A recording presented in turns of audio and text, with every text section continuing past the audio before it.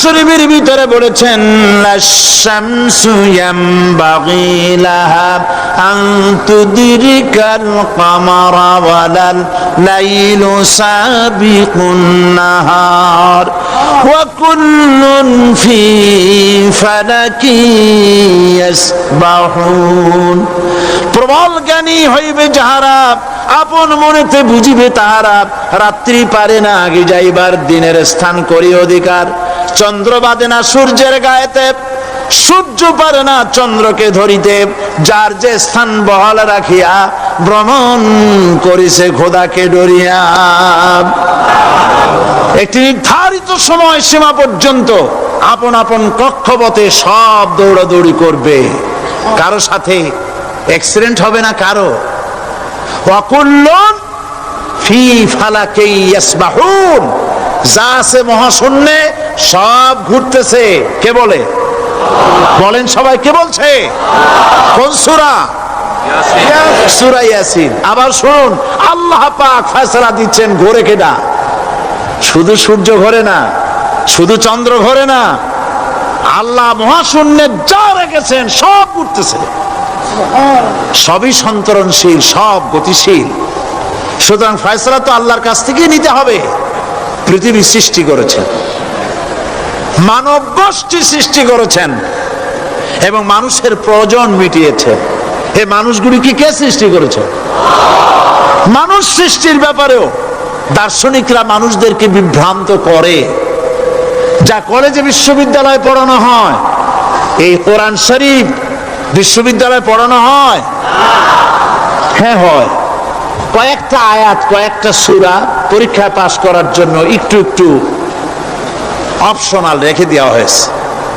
বর্তমান যে শিক্ষা কমিশন, শামসুল হক শিক্ষা কমিশন রিপোর্ট মন্ত্রী পরিষদে অনুমোদন করেছে বর্তমান সরকার। এই শিক্ষানীতিতে বলা হয়েছে ক্লাস 1 থেকে নিয়ে ক্লাস 5 পর্যন্ত ধর্মীয় শিক্ষা দিতে দেওয়া হবে না।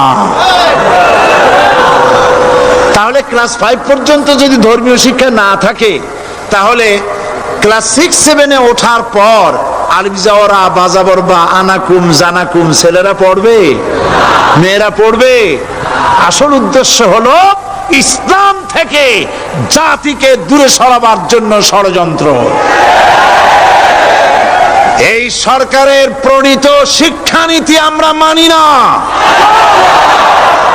আপনারা মানেন? যেই মাদ্রাসা মানুষের চরিত্র সৃষ্টি করে, বর্তমান সরকার সেই মাদ্রাসাগুলি একটা একটা করে ধ্বংস করার পরিকল্পনা গ্রহণ করেছে। সুতরাং আসল শিক্ষা হলো কোরআনের কাছে। আসল শিক্ষা কোথায়? কোরআনের কাছে। কোরআন যদি শিখানো হতো, কোরআন যদি শিখানো হতো কলেজে বিশ্ববিদ্যালয়, তাহলে গতকাল চট্টগ্রাম বিশ্ববিদ্যালয় থেকে যেসব ছেলেরা বিশ্ববিদ্যালয় কর্তৃপক্ষ কর্তৃক বরাদ্দকৃত, হাইজ্যাক করা নয়, বরাদ্দকৃত 4খানা বাস দিয়ে কোরআন শুনতে আসতে চেয়েছিল, বর্তমান সরকারের তথাকথিত সোনার ছেলেরা আসতে দিল না। কোরআন যদি তারা পড়তো, তাহলে কোরআন শরীফ শুনতে তারাও আসতো। কপাল পোড়া। জোরে বলেন কি? আরো জোরে বলেন কি? কপাল পোড়া। সব ভালো লাগে, কোরআন ভালো লাগে না। এদেরকে শিখানো হয়েছে, আরে তোমরা তো মানুষ না। বলে আমরা কি? তো তোমাদের ডারউইন বাবাজি বলে নাই, শোনো নাই? কি পড়ো টড়ো তোমরা, বুদ্ধি শুদ্ধি রাখো না। ডারউইন বলেছে, থিওরি অফ ইভলিউশনের মধ্যে বলেছেন মানুষ মানুষ না। বলে কি? মানুষ হলো বান্দর। কপাল পোড়া। কি কপালে লেখা থাকে? কাজে কামে প্রকাশ হয়ে যায়। ডারউইন বলল মানুষ মানুষ না। আল ফ্রয়েড বললেন মানুষ হলো মানুষই ঠিক, তবে মানুষ হলো সেক্স সর্বস্ব জীব। সেক্স সমস্যার সমাধান করলে মানুষের সব সমস্যার সমাধান হয়ে যাবে। কার্ল মার্কস বললেন মানুষ হলো পেট সর্বস্ব জীব।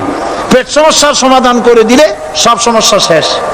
আর ডারউইন বললেন মানুষ মানুষই না, মানুষ কি বলে বান্দর, ওরাং ওটাং শিম্পাজি আর ব্যাং থেকে মানুষের উৎপত্তি হয়েছে। আমি যখন জীবনের প্রথম শিম্পাজি দেখলাম, ওরাং ওটাং দেখলাম, তখন আমি মনে করেছি যে ডারউইন খামোখা ভুল করে নাই। এইটা দেখেই ও মনে করেছে যে এই হচ্ছে আমার মাতামহের গোষ্ঠী, এই হলো পিতামহের গোষ্ঠী। আপনারা একটু মাথা কাটায় চিন্তা করেন, মানুষ যদি বান্দর থেকে হবে, আজও বানর ফরেস্ট এরিয়া আছে কিনা বাংলাদেশে? চিল্লায় বলেন আছে কিনা? তো মানুষ যদি বান্দর থেকেই হবে, আপনারা কি কোনোদিন দেখেছেন যে একটা বান্দরের কোমর পর্যন্ত মানুষের মতো হয়ে সারছে?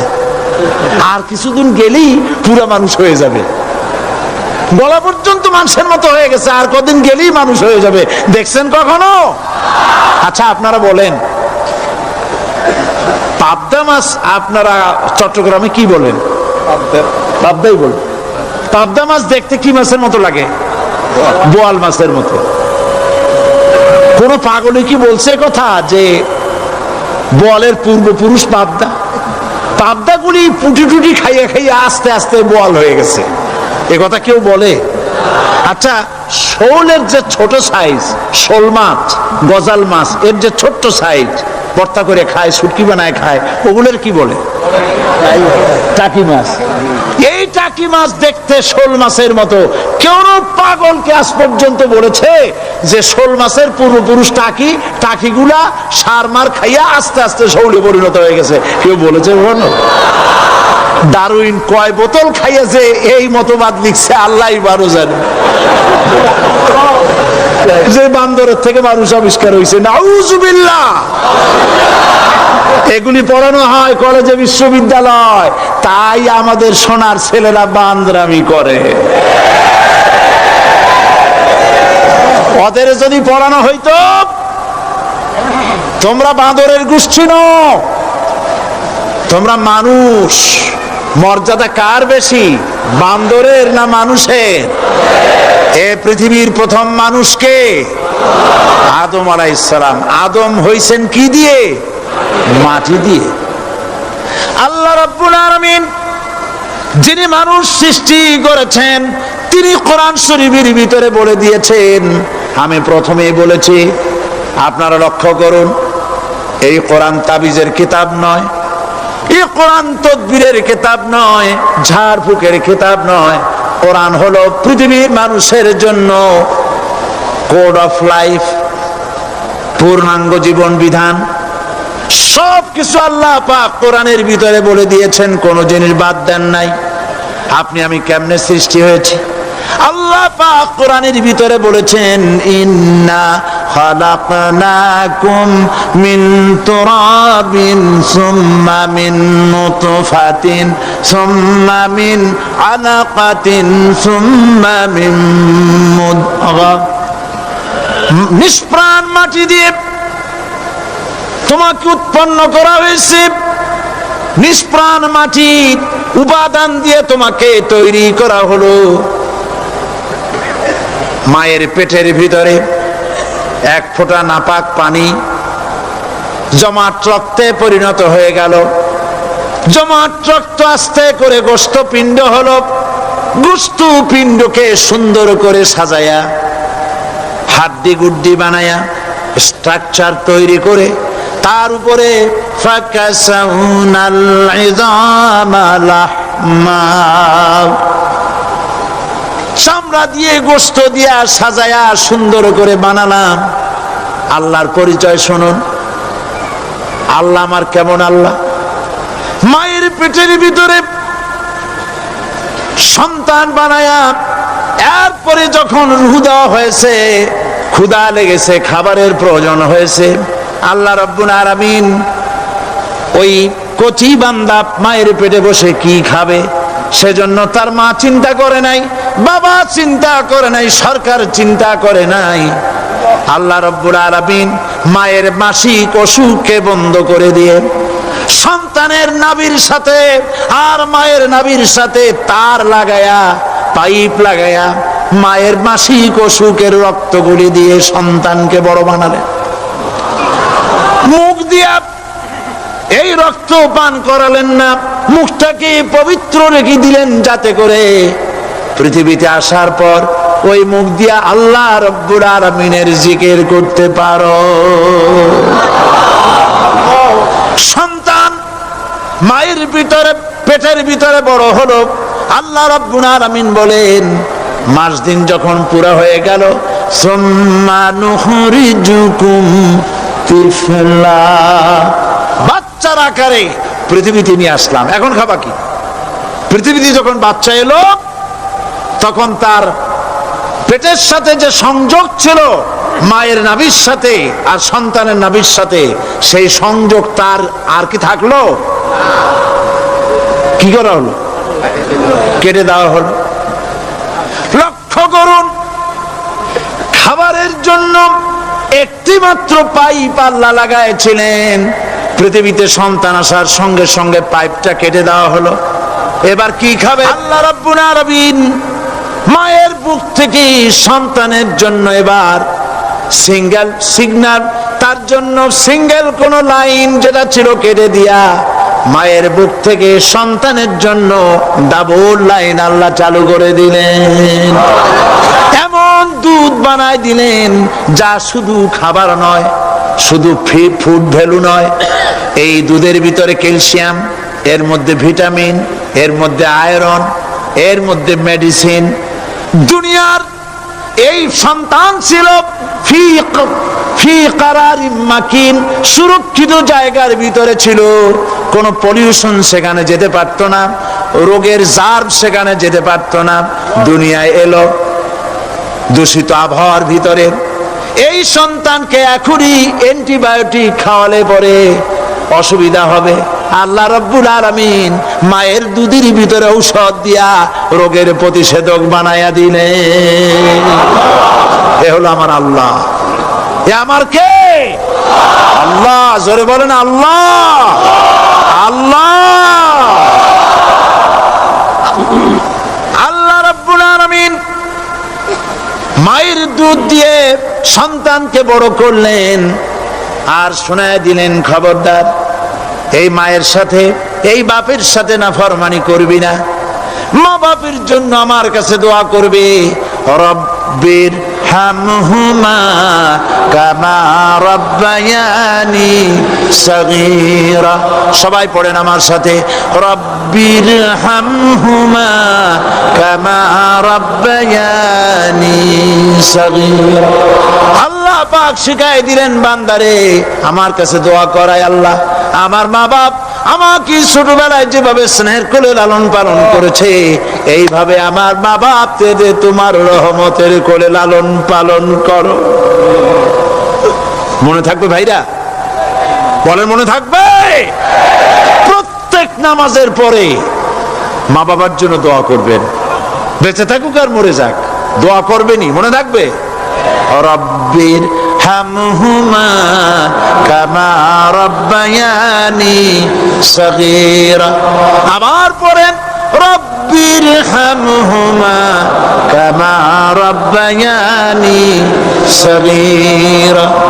আল্লাহ পাক মায়ের মর্যাদা এত বাড়াইছেন, সাহাবী প্রশ্ন করেছে, ইয়া রাসূলুল্লাহ খেদমত করব কার? হুজুর বলেন তোমার মায়ের, তারপরে কার? তোমার মায়ের, তারপরে কার? তোমার মায়ের, তারপরে কার? তোমার পিতার। বাপের চাইতে মায়ের মর্যাদা আল্লাহ 3 গুণ বাড়াইয়া দিলেন, 3 গুণ বৃদ্ধি করে দিলেন। হাদিস শরীফে এসেছে, হযরত আবী হুরায়রা রাদিয়াল্লাহু তাআলা আনহু রাসূলের কাছে এসে রাতের বেলায় কাঁদতেছিলেন। হুজুর প্রশ্ন করলেন, আবু হুরায়রা কাঁদো কেন? হযরত আবু হুরায়রা বলছেন, হুজুর মা আমাকে মেরেছে। তিনি প্রশ্ন করলেন, আচ্ছা মা তোমার মারলো কেন? তুমি কি কোনো বেয়াদবি করছো? তিনি বললেন না। তবে মারলো কেন?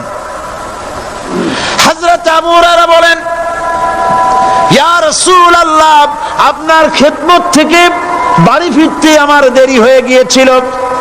গভীর রাত্রে যখন বাড়ি গেছি, মা আমাকে প্রশ্ন করলেন, বাবা দেরি হলো কেন? কোথায় ছিলি? তাম পৃথিবীর মানুষ যেই কদম মোবারক চুমু দিতে পারলে ধন্য হয়ে যায়, সেই আখিরি জামানার পয়গম্বর নবী মুহাম্মদ রাসূলুল্লাহ সাল্লাল্লাহু আলাইহি সাল্লামের দরবার থেকে আসতে আমার দেরি হয়ে গেছে। ইয়া রাসূলুল্লাহ, আমার মা আপনার নাম শুনে তার গা জ্বলে উঠল, তিনি কাফের মুশরিকা।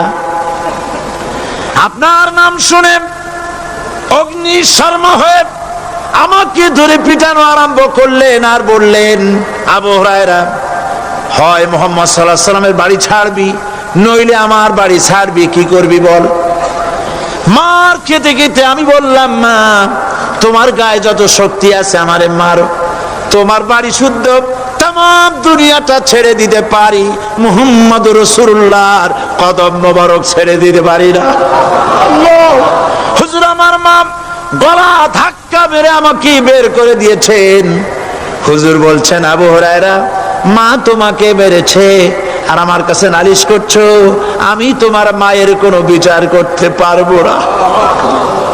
সুবহানাল্লাহ, এত বড় পাওয়ারফুল নবী, শানওয়ালা, ইজ্জতওয়ালি, বরকতওয়ালি, এত বড় নবী বলছেন মা মেরেছে, আমার করার কিচ্ছু নাই। সুবহানাল্লাহ।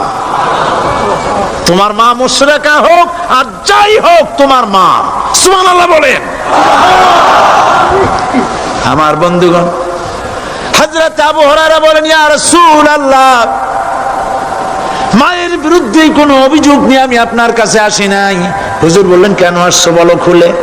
আবু হুরায়রা বলেন, হুজুর আমি জানি আপনি আল্লাহর দরবারে যদি কোনো ব্যাপারে হাত তোলেন আল্লাহ মঞ্জুর করে ফেলেন। আপনি দয়া করে আমার মার জন্য দোয়া করেন, আল্লাহ যেন হেদায়েত দিয়ে দেন। আমার নবীজি দুখানে হাত উত্তোলন করলেন, বললেন, আল্লাহুম্মা ইহদি উম্মা আবি হুরায়রা, আয় আল্লাহ আমি দোয়া করতেছি আবু হুরায়রার মাকে হেদায়েত নসিব করো। হুজুর হাত তুলে মোনাজাত করছেন, আবু হুরায়রা দৌড় দিলেন বাড়ির দিকে। কয়েকজন সাহাবী হযরত আবু হুরায়রার জামা টেনে ধরেছে, এই ভদ্রলোক দৌড়ায় কেন? এত শান্ত মানুষ, কখনো গরম হয়ে কারো সঙ্গে কথা বলে না, এই মানুষটা দৌড়ায় কেন? কোনো বিপদ হইল নাকি? জামা টেনে ধরে বলে, আবু হুরায়রা দৌড়াও কেন? হযরত আবু হুরায়রা বলেন, জামা ছেড়ে দাও, কোনো বিপদ আমার হয় নাই, আমি দৌড়াইয়া বাড়ি যাই দেখতে চাই। আমি দৌড়াইয়া আগে বাড়ি যেতে পারলাম না, আমার নবীর দোয়া আগে আমার বাড়ি চলে গেছে, আমি এটা দেখতে চাই। হযরত আবু হুরায়রা দৌড়াতে দৌড়াতে বাড়ি চলে গেছেন। দরজায় নক করলেন, ভেতর থেকে আওয়াজ এলো, কে? তিনি বললেন, আমি আবু হুরায়রা, মা দরজা খুলে দাও, আমি তোমার সন্তান। মা বললেন, বাবা অপেক্ষা করো, দরজা খুলতেছে। হযরত আবু হুরায়রা বলেন, মায়ের গলার আওয়াজের ভেতরে কুফরি কর্কশতা পেলাম না, মায়ের গলার আওয়াজের ভেতরে তাওহীদের নরমিয়াত পেলাম। আমার কাছে মনে হলো আমি আবু হুরায়রা বাড়ি আসার আগে নবীজির দোয়া আল্লাহর আরশে পৌঁছে গেছে। আবু হুরায়রা বলছেন, মা আমার কিছুক্ষণ পরে ঘরের থেকে বেরিয়ে এসেছেন, আমি দেখলাম মায়ের শরীর ভিজা, মাথার চুল দিয়া পানি টপকাচ্ছে। মা আমার বললেন, বাবারে তোমাকে মারার পর আমি নিদারুণ অনুশোচনায় পড়েছিলাম, মনে মনে ভাবলাম, আহারে আমার সন্তানরা আমি কেন মারলাম? সে তো কোনো খারাপ কাজ করে নাই, কোনো খারাপ জায়গায় যায় নাই। এত ভালো মানুষ, যার সম্পর্কে লোকেরা খামোখাই মিথ্যা কথা বলে, এই ভালো মানুষটার কাছে গেছে, সেজন্য আমি মারলাম কেন? বাবা গো, আমি আমার ভুল বুঝতে পেরেছি, জীবনের ভুলও ধরা পড়েছে, আমাকে জলদি করে নিয়ে চলো বিশ্ব নবীর দরবারে।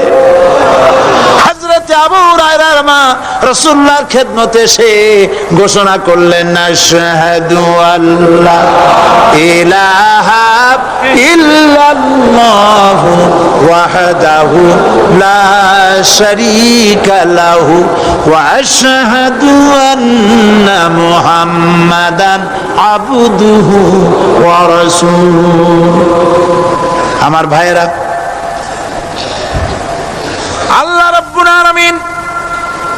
মানুষ সৃষ্টি করে পৃথিবীতে পাঠায় দিলেন, খাবারের ইন্তজাম করলেন। এগুলি সব আল্লাহর পরিচয়। আল্লাহরে চেনার জন্য বড় বড় কিতাব ঘাটা লাগে না, কিসমতে যদি থাকে দুই একটা দৃষ্টান্ত যথেষ্ট হয়ে যায়। সুবহানাল্লাহ, সুবহানাল্লাহ, দুই একটা দৃষ্টান্ত যথেষ্ট।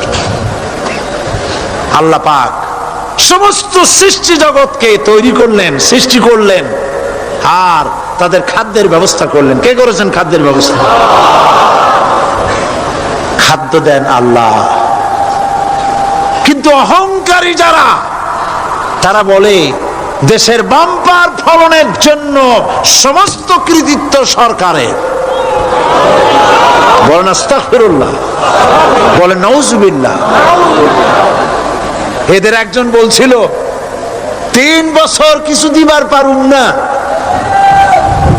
লোকেরা কয় আমরা না খাইয়ে থাকুম, আল্লাহ কয় আমিও দেহুম। কদ্দুর পারো না খাইয়ে থাকতে। ফসল কে দেন? জোরে বলেন কে দেন? বাম্পার ফসলের ফলনের দাবি সরকার করতে পারে না, এটা কুফরি, এটা শিরক। জমিনের ফসল কে দেন? আকাশের বৃষ্টি কার? পানি কার? সার কার? সব আল্লাহ পাক। আল্লাহ পাক কোরআন শরীফে বলেছেন, লাইন শাকারতুম লাযীদান্নাকুম ওয়া লাইন কাফারতুম ইন্না আযাবী লাশাদীদ। আমার নিয়ামতের শুকর যদি আদায় করো বাড়ায় দেব, আর যদি কৃতজ্ঞ হও, শুকরিয়া আদায় না করো, মস্ত বড় শাস্তি দেব। ফসল দেই আমি, আর শুকরিয়া আদায় করো তোমার বাজানে। ঠিক কিনা? শুকরিয়া আদায় করে কার? বাজানে। একটা লোকের, একটি মানুষের যেই প্রশংসা এই সরকার করলো, বিগত 4.5 বছর ধরে একটা মানুষের যত জিকির করলো, প্রশংসা করলো, ছবি টানাইলো, যদি এতটা জিকির, এতটা স্মরণ আল্লাহ রাব্বুল আলামিনের করত, ওদের জন্য আল্লাহর জান্নাতের দরজা খোলা হয়ে যেত। প্রশংসা করবে কার? চিল্লায় বলুন, আল্লাহ পাকের প্রশংসা করো। খেতে দেওয়ার মালিক তিনি। আল্লাহ পাক বলছেন আল্লাহকে, তার পরিচয় আল্লাহ তুলে ধরেছেন, ওয়ামা মিন দাব্বাতিন ফিল আরদি ইল্লা আলাল্লাহি রিজকুহা। এই পৃথিবীর ভিতরে এমন কোন বিচরণশীল জীব নাই যা রিস্কের দায়িত্ব আমি আল্লাহ গ্রহণ করি নাই। সুবহানাল্লাহ বলবেন না? রিস্কের দায়িত্ব কার হাতে? আচ্ছা দেখুন তো, পৃথিবীর সমস্ত সরকারের কাছে বিভিন্ন মন্ত্রণালয় আছে না? খাদ্য মন্ত্রণালয় বলে কোন মন্ত্রণালয় আছে কিনা? আছে। খালি কয় খামু আর খামু। খাদ্য মন্ত্রণালয় আছে, থাকার পরেও মানুষ না খাইয়া মরে। ঠিক কিনা? এবার একটু তাকান তো, জ্ঞানের চক্ষু দিয়া তাকান। ফরেস্ট এরিয়া, বাঘ আছে কিনা? নাই। সিংহ আছে কিনা? গন্ডার আছে কিনা? হাতি আছে কিনা? বিশাল বিশাল প্রাণী আছে কিনা? জঙ্গলে ছোট্ট প্রাণী থেকে, পোকা থেকে শুরু করে গন্ডার পর্যন্ত, টুনটুনি পাখি দিয়ে শুরু করে ঈগল পাখি পর্যন্ত, নদীর ভিতরে ছোট্ট চুনো পুঁটি থেকে শুরু করে তিমি মাছ পর্যন্ত। প্রাণী তত্ত্ববিদরা বলেছেন সমুদ্রের ভিতরে এমন এমন বড় বড় তিমি আছে যে একটা তিমির ওজন 5000 টন পর্যন্ত হয়ে যায়। 5000 টন তিমিটার ওজন। এর যখন বাচ্চা হয়, তখন বাচ্চার দৈনিক দুধ লাগে 50 থেকে 60 মণ পর্যন্ত। কে ব্যবস্থা করে? রুহান মান ফেরেশতা। তো ওর মা যেমন বাচ্চা হতো সেরকম হবে। ঠিক কিনা? কে দেয় খাবার? এবার দেখেন তো, আপনার দেশের এই জঙ্গলে কত হাতি আছে, হাতিরা মিছিল করে আসছে যে আল্লাহ আমাদের এখন আর খাইতে যেতে দিতে পারে না, বাংলাদেশের গভর্নমেন্ট কিছু দাও। আসছে না, খাইয়া ক্ষুধার জ্বালায় হাতি মরেছে, বাঘ মরেছে, সিংহ মরেছে, এর কোন দৃষ্টান্ত আছে? ক্ষুধার জ্বালায় আকাশের উড়ন্ত পাখিরা ছটফট করে মারা গেছে, দৃষ্টান্ত আছে? নদীর মাছেরা ক্ষুধার জ্বালায় ভেসে উঠেছে, না খাইয়া মরে গেছে, দৃষ্টান্ত আছে? মহান আল্লাহ রাব্বুল আলামিন কোরআন শরীফের ভিতরে বলেছেন, অনেক প্রাণী এমন আছে যারা তাদের খাদ্যকে সঞ্চয় করে না, খাদ্যকে জমা করে না, আহরণ করে না। সকাল বেলায় একটা খাবার খেলো, দুপুরে কি খাবে তার জানা নাই। শকুন পৃথিবীর মাঝি থেকে 3 মাইল উপরে ওড়ে, তার চোখকে আল্লাহ পাক এত তীক্ষ্ণ বানিয়ে দিয়েছেন, এই চট্টগ্রামের কোথায় মরা গরু আছে 3 মাইল উপর দিয়ে দেখতে পায়? সুবহানাল্লাহ করতে ইচ্ছা করে না। এই প্রাণীগুলি খাবারগুলি কোন গভর্নমেন্ট জোগাড় করে রাখে নাই, আল্লাহ পাক বলেন সবার খাবার আমি দেই। সকাল বেলায় সমস্ত প্রাণীগুলি, মহাশূন্যে পাখি, পানির ভিতরে মৎস্যরাজি, জঙ্গলের ভিতরে হিংস্র প্রাণী, পোকামাকড় থেকে শুরু করে সবগুলো খালি পেটে সব বেরিয়ে যায়, কারো কোনো খাবারের মজুদ নাই। সন্ধ্যা হতে না হতে সমস্ত প্রাণীগুলির পেট ভরাইয়া আমি আবার যার যার ঘরে ফিরায় দেই। ওয়ামা মিন দাব্বাতিন ফিল আরদি ইল্লা আলাল্লাহি রিজকুহা। সমস্ত প্রাণীর রিজকের দায়িত্ব আমি আল্লাহর হাতে। কে দেয় রিজেক? জোরে বলুন, কে দেন? আল্লাহ পাক। কি খাবেন সব আল্লাহ জোগাড় করে দিয়েছেন। তরি তরকারি জোগাড় করেছেন, মাছ জোগাড় করেছেন, চাউল দিয়েছেন, খাবার দিয়েছেন, গোশত দিয়েছেন, সব দিয়ে দিয়েছেন। আল্লাহ রাব্বুল আলামিন সমস্ত জিনিস দিয়ে মানুষকে আল্লাহ পাক তার জন্য আল্লাহ সব করেছেন। খালাকা লাকুম মা ফিল আরদি জামিআ। এই পৃথিবীতে যা তৈরি করেছে সব তোমার জন্য। এ হচ্ছে আমার আল্লাহ, এ হচ্ছে আমার কে? আল্লাহ। সে আল্লাহ পাক বলছেন, আল্লাহর পরিচয়, তিনি স্রষ্টা, তিনি রিজেক দাতা। এবার আইনদাতা কে? আইনদাতা কে? আরো জোরে বলুন। আইনদাতা আল্লাহ, হচ্ছে আল্লাহর পরিচয়। ইনিল হুকমু ইল্লা লিল্লাহ আলা লাহুল খালকু ওয়াল আমর। সৃষ্টি যার, আইন চলবে তার। আমার দেশে আল্লাহর আইন চলছে? আমাদের দেশের কল কারখানা, ক্ষেত খামার, অফিস আদালত আল্লাহর আইন অনুযায়ী চলে? চলে না। বরং আল্লাহর আইনকে মুছে ফেলার জন্য, নিজেদের আইন সৃষ্টি করার জন্য প্রচেষ্টা চালানো হচ্ছে। আল্লাহর আইন মানুষের জন্য সব থেকে বেশি উপযোগী, কারণ সৃষ্টি করেছেন কে? বলেন, কে করেছেন? আল্লাহ। প্রত্যেকটি মেশিন আপনি যা কিনবেন, রেডিও হোক, টিভি হোক, যে কোনো যন্ত্র হোক, গাড়ি হোক, তার সাথে একটা লিটারেচার, একটা বই তার সঙ্গে দিয়ে দেওয়া হয়। ওই বইয়ের মধ্যে লেখা থাকে এটা কিভাবে চালানো হবে, অপারেট করা হবে, তার সিস্টেম লেখা থাকে। আপনার ইচ্ছা মতো চালাইলে হবে না। এই মানব গোষ্ঠীকে সৃষ্টি করেছেন। এখন আপনি যদি আপনার আইন মতো চালান, তা কি চলবে? চলবে না। আপনি আপনার আইন মতো চালাচ্ছেন, ভালোভাবে চলতেছে? চলতেছে না। স্বরাষ্ট্রমন্ত্রী বলতেছেন সন্ত্রাসীদেরকে মাটির তলা থেকে খুঁজে বের করা হবে, কিন্তু নাকের উপর দিয়া ব্রিফকেস চুরি হয়ে যায়, উনি তা ধরতে পারেন না। এই হলো আইন। অনাবরত খুন হচ্ছে, অনাবরত সন্ত্রাসী তৎপরতা চলছে, আর ওনারা বলছেন আগের থেকে এগুলি চলে আসছে, একজনের খুনের বিচার না হইলে এরকম খুন তো হইতেই থাকবে।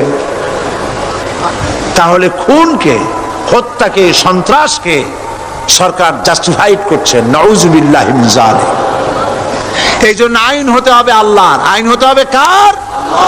চিল্লায় বলেন, আল্লাহ পাকের আইন হতে হবে। আমি একদিন পার্লামেন্টে বলেছিলাম, আমার দেশের নেতা নেত্রীরা বারবার হজ করতে যান, উমরা করতে যান, সেখান থেকে আসার সময় কি আনেন? আতর, পাথর, সুরমা আর খুরমা, এই কিছু নিয়ে আসলেন।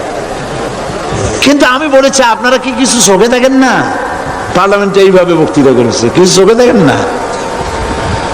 আমি প্রশ্ন করে আমি এবার জবাব দিচ্ছি, আপনারা যারা হজ করতে যান, উমরা করতে যান, হজের কথাই ধরি, এই হজ করতে যখন যান তখন মুজদালিফায় একটা রাত কাটাইতে হয়। সেটা কোন দিন? ইয়াউমে আরাফার পরের দিন। এই মাঠে দালান কোঠা আছে, এখানে বেড়া আছে, শামিয়ানা আছে, পর্দা আছে, তাবু আছে, কিচ্ছু নাই। লক্ষ লক্ষ নারী আর পুরুষ পাশাপাশি শুয়ে থাকে, তাও সুবহানাল্লাহ কইতে ইচ্ছে করে না। সারা রাত জনে জনে পুলিশ পাহারাদার নাই। কিরকম মেয়ে লোক, চাঁদের সৌন্দর্য হার মানায় দিতে পারে, এরকম সুন্দরী, এরকম সুন্দরী নারী, সুদর্শন পুরুষ পাশাপাশি রাস্তার ধারে মরুভূমির ভিতরে সারা রাত কাটাচ্ছে। ইয়াউমে আরাফার পরের রাতটা একটা রাত পুরা। এভাবে চলতেছে বছরের পর বছর, শতাব্দীর পর শতাব্দী, সহস্রাব্দীর পরে সহস্রাব্দী। আমি প্রশ্ন করি, পৃথিবীর ইতিহাসে কেউ কি এমন কথা বলতে পেরেছে, লিখতে পেরেছে যে মুজদালিফার রাতে সেখান থেকে 10টা নারী হাইজ্যাক হয়েছে,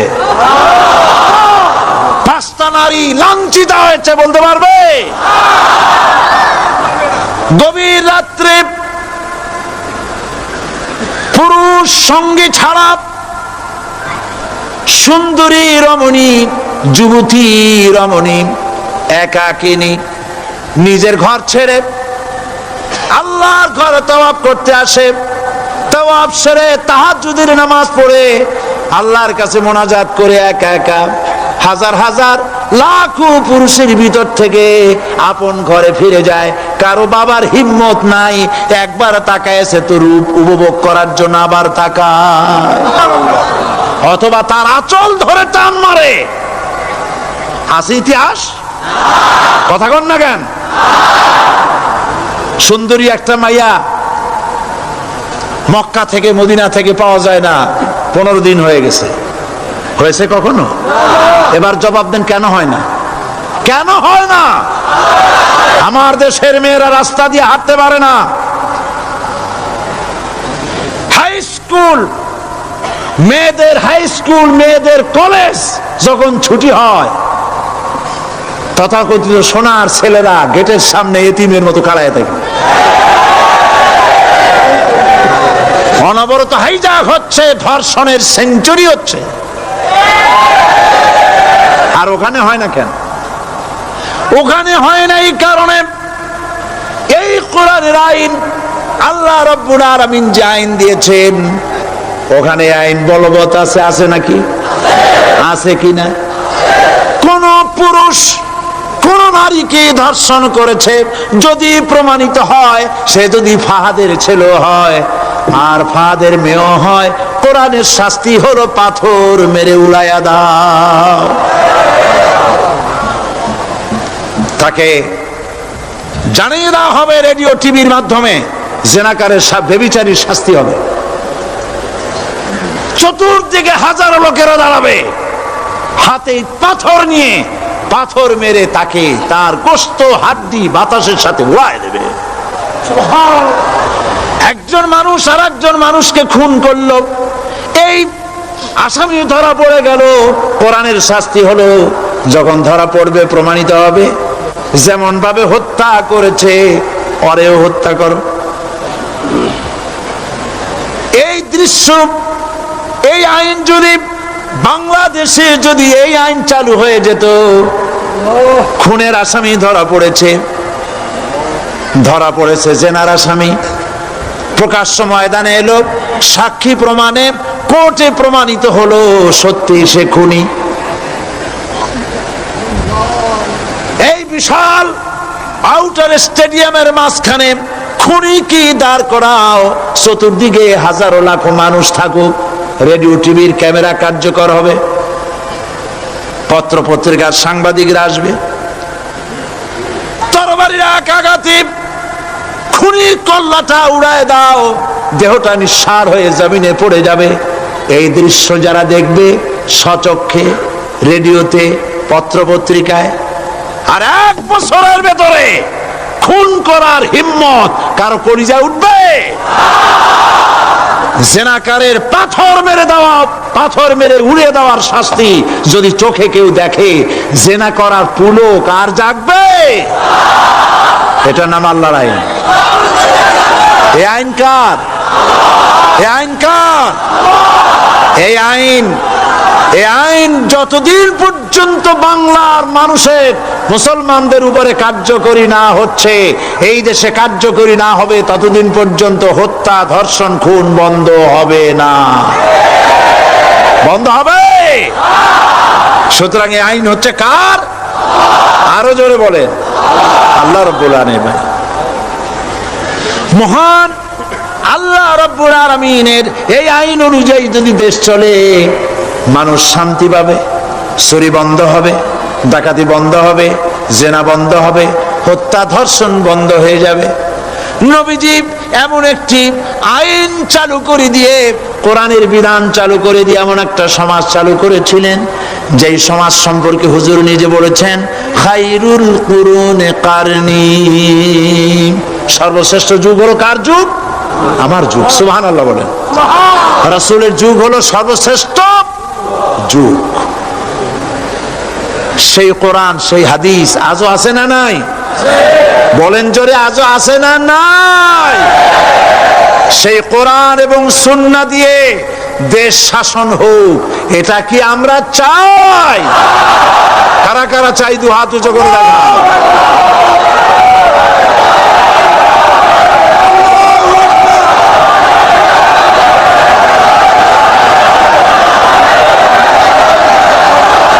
আরে ভাই, আপনারা দাঁড়ায় গেলেন কেন?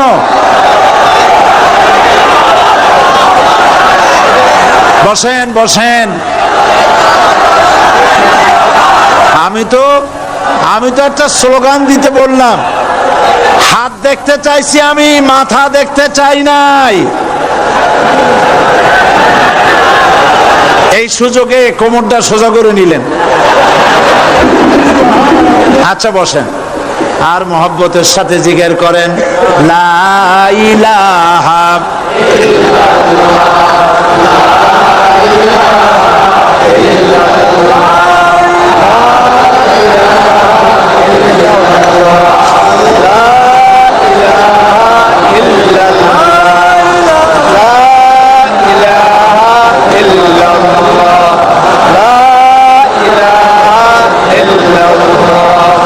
জোরে সরে সবাই জিকির করেন, লা ইলাহা ইল্লাল্লাহ, লা ইলাহা ইল্লাল্লাহ, লা ইলাহা ইল্লাল্লাহ, লা ইলাহা ইল্লাল্লাহ মুহাম্মাদুর রাসূলুল্লাহ।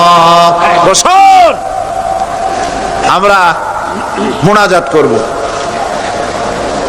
আল্লাহ রাব্বুল আলামিন আয়াতুল কুরসির ভিতরে আল্লাহর সার্বভৌমত্বের কথা বলেছেন, আল্লাহু লা ইলাহা ইল্লা হুয়াল হাইয়ুল কাইয়্যুম। পড়েন আমার সাথে সবাই, আল্লাহু লা ইলাহা ইল্লা হুয়াল হাইয়ুল কাইয়্যুম। আল্লাহ হচ্ছেন যিনি ছাড়া কোনো ইলাহ নাই, তিনি শাশ্বত চিরঞ্জীব। সুবহানাল্লাহি ওয়া বিহামদিহি। আগামীকাল এর বাকি অংশ আমি আপনাদের সামনে আলোচনা করব ইনশাআল্লাহ। জোরে বলেন ইনশাআল্লাহ। দাঁড়ানো ভাইরা বসেন, আপনাদের পাশে যারা দাঁড়িয়েছেন অনুরোধ করে বসায় দেন। বলেন যে আর 5টা মিনিট বসেন, আল্লাহর রাস্তায় হাঁটেন না। হ্যাঁ বলেন, বলেন আপনারা যে আল্লাহর রাস্তায় হাঁটেন না, বসেন, সবাই বসেন। এত বড় মাহফিলের মুনাজাত, সুবহানাল্লাহ বলেন। চট্টগ্রামের ইতিহাসের শ্রেষ্ঠ মাহফিল, চিল্লায় বলেন সুবহানাল্লাহ। গোটা বিশ্বের কোরআনের শ্রেষ্ঠ মাহফিল, বলেন সুবহানাল্লাহ। যারা বলেন আলহামদুলিল্লাহ। আগামীকাল এ মাহফিলের আখেরি মুনাজাত হবে ইনশাআল্লাহ। বলেন ইনশাআল্লাহ। আমি আন্তরিকভাবে দুঃখিত, প্রতি বছর আমার মা বোনদের জন্য, চট্টগ্রামবাসী আমার মা বোনদের জন্য আলাদাভাবে তাদের প্রশ্নের উত্তর দেই এবং তাদের সামনে কোরআন হাদিসের কথা আলাদাভাবে বলি। এবছর দিন কম হয়ে গেল বলে মহিলারা, মা বোনেরা বঞ্চিতা হয়ে গেলেন। শিশু কিশোরদের জন্য আলাদাভাবে সমাবেশ করা হয়, তাও বঞ্চিত হয়ে গেল। এই বিশাল তাফসীরুল কোরআন মাহফিলের বরকত থেকে চিটাগংবাসীকে যারা বঞ্চিত করলো, আল্লাহ তাদের হেদায়েত নসিব করে দিয়ে। যদি হৃদয় থাকে, যদি হৃদয় বলে কিছু থাকে, বিবেক বলে যদি কিছু থাকে, আর শরীর যদি মুসলমানের পিওর রক্ত থাকে, তাহলে বাড়ি বসে অনুশোচনা করা উচিত, চোখের পানি ফেলানো উচিত ওই সব লোকের যারা এই বরকতপূর্ণ মাহফিলকে বাধা দিয়েছে।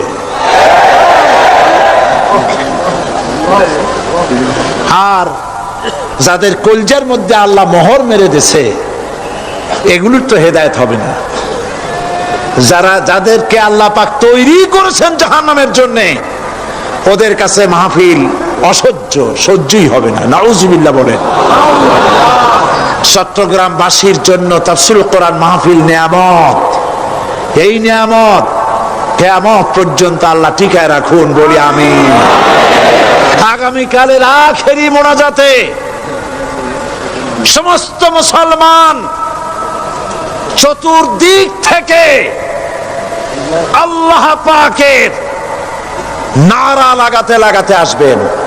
আল্লাহু আকবার, নারায়ে তাকবীর। গোটা চট্টগ্রাম, গোটা চিটাগং শহর আগামীকাল কোরআনের মিছিলের শহর হবে ইনশাআল্লাহ।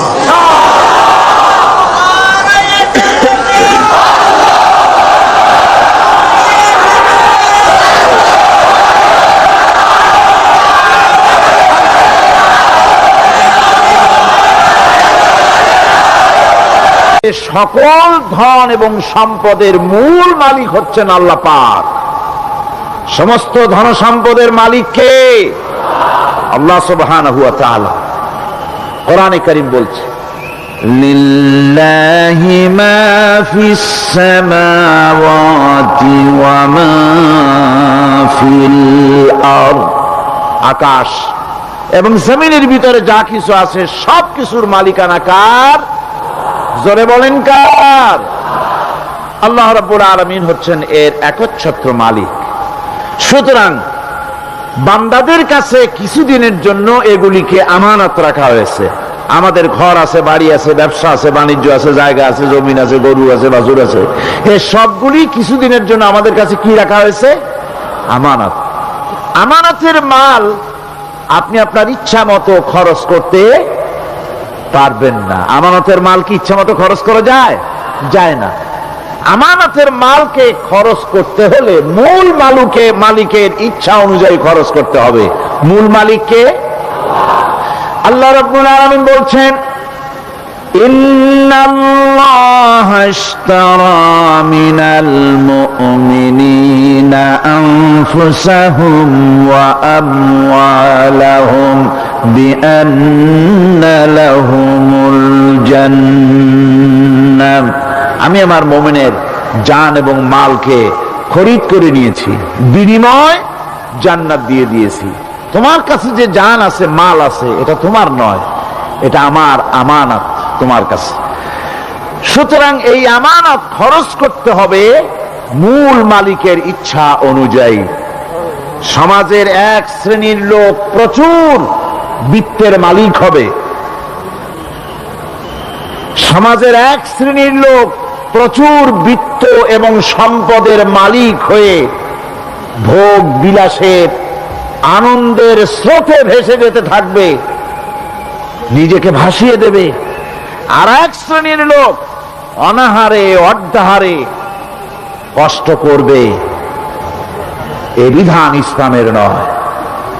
কেউ থাকবে 10 তলায় আর কেউ থাকবে গাছতলায়, কেউ খাবে পোলাও, কোরমা, বিরিয়ানি, আর কারো কিসমতে মরিচ পোলাও হবে না। এ বিধান আল্লাহর নয়। ইসলামের বিধান হচ্ছে এই যে আল্লাহ যে সব সম্পদ মানুষকে দান করেছেন, এই সম্পদের ভিতরে বিত্তহীনদের অধিকার রাখা হয়েছে। বিত্তহীন যারা গরিব, যাদের কিছু নাই, তারা আপনার করুণার পাত্র নয়। কি বলেন? তারা কি ধনীদের করুণার পাত্র?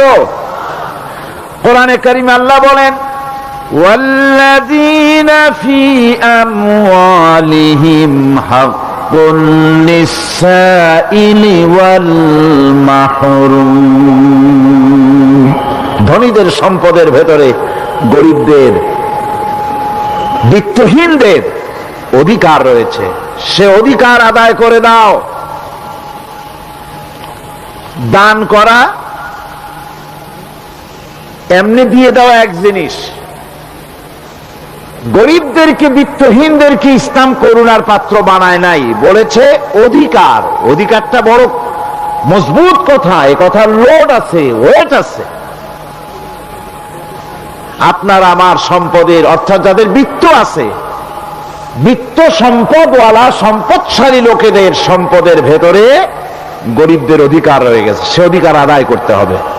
ইসলাম সকল মানুষের দারিদ্র দূর করে বেঁচে থাকার মৌলিক অধিকার প্রতিষ্ঠিত করেছে।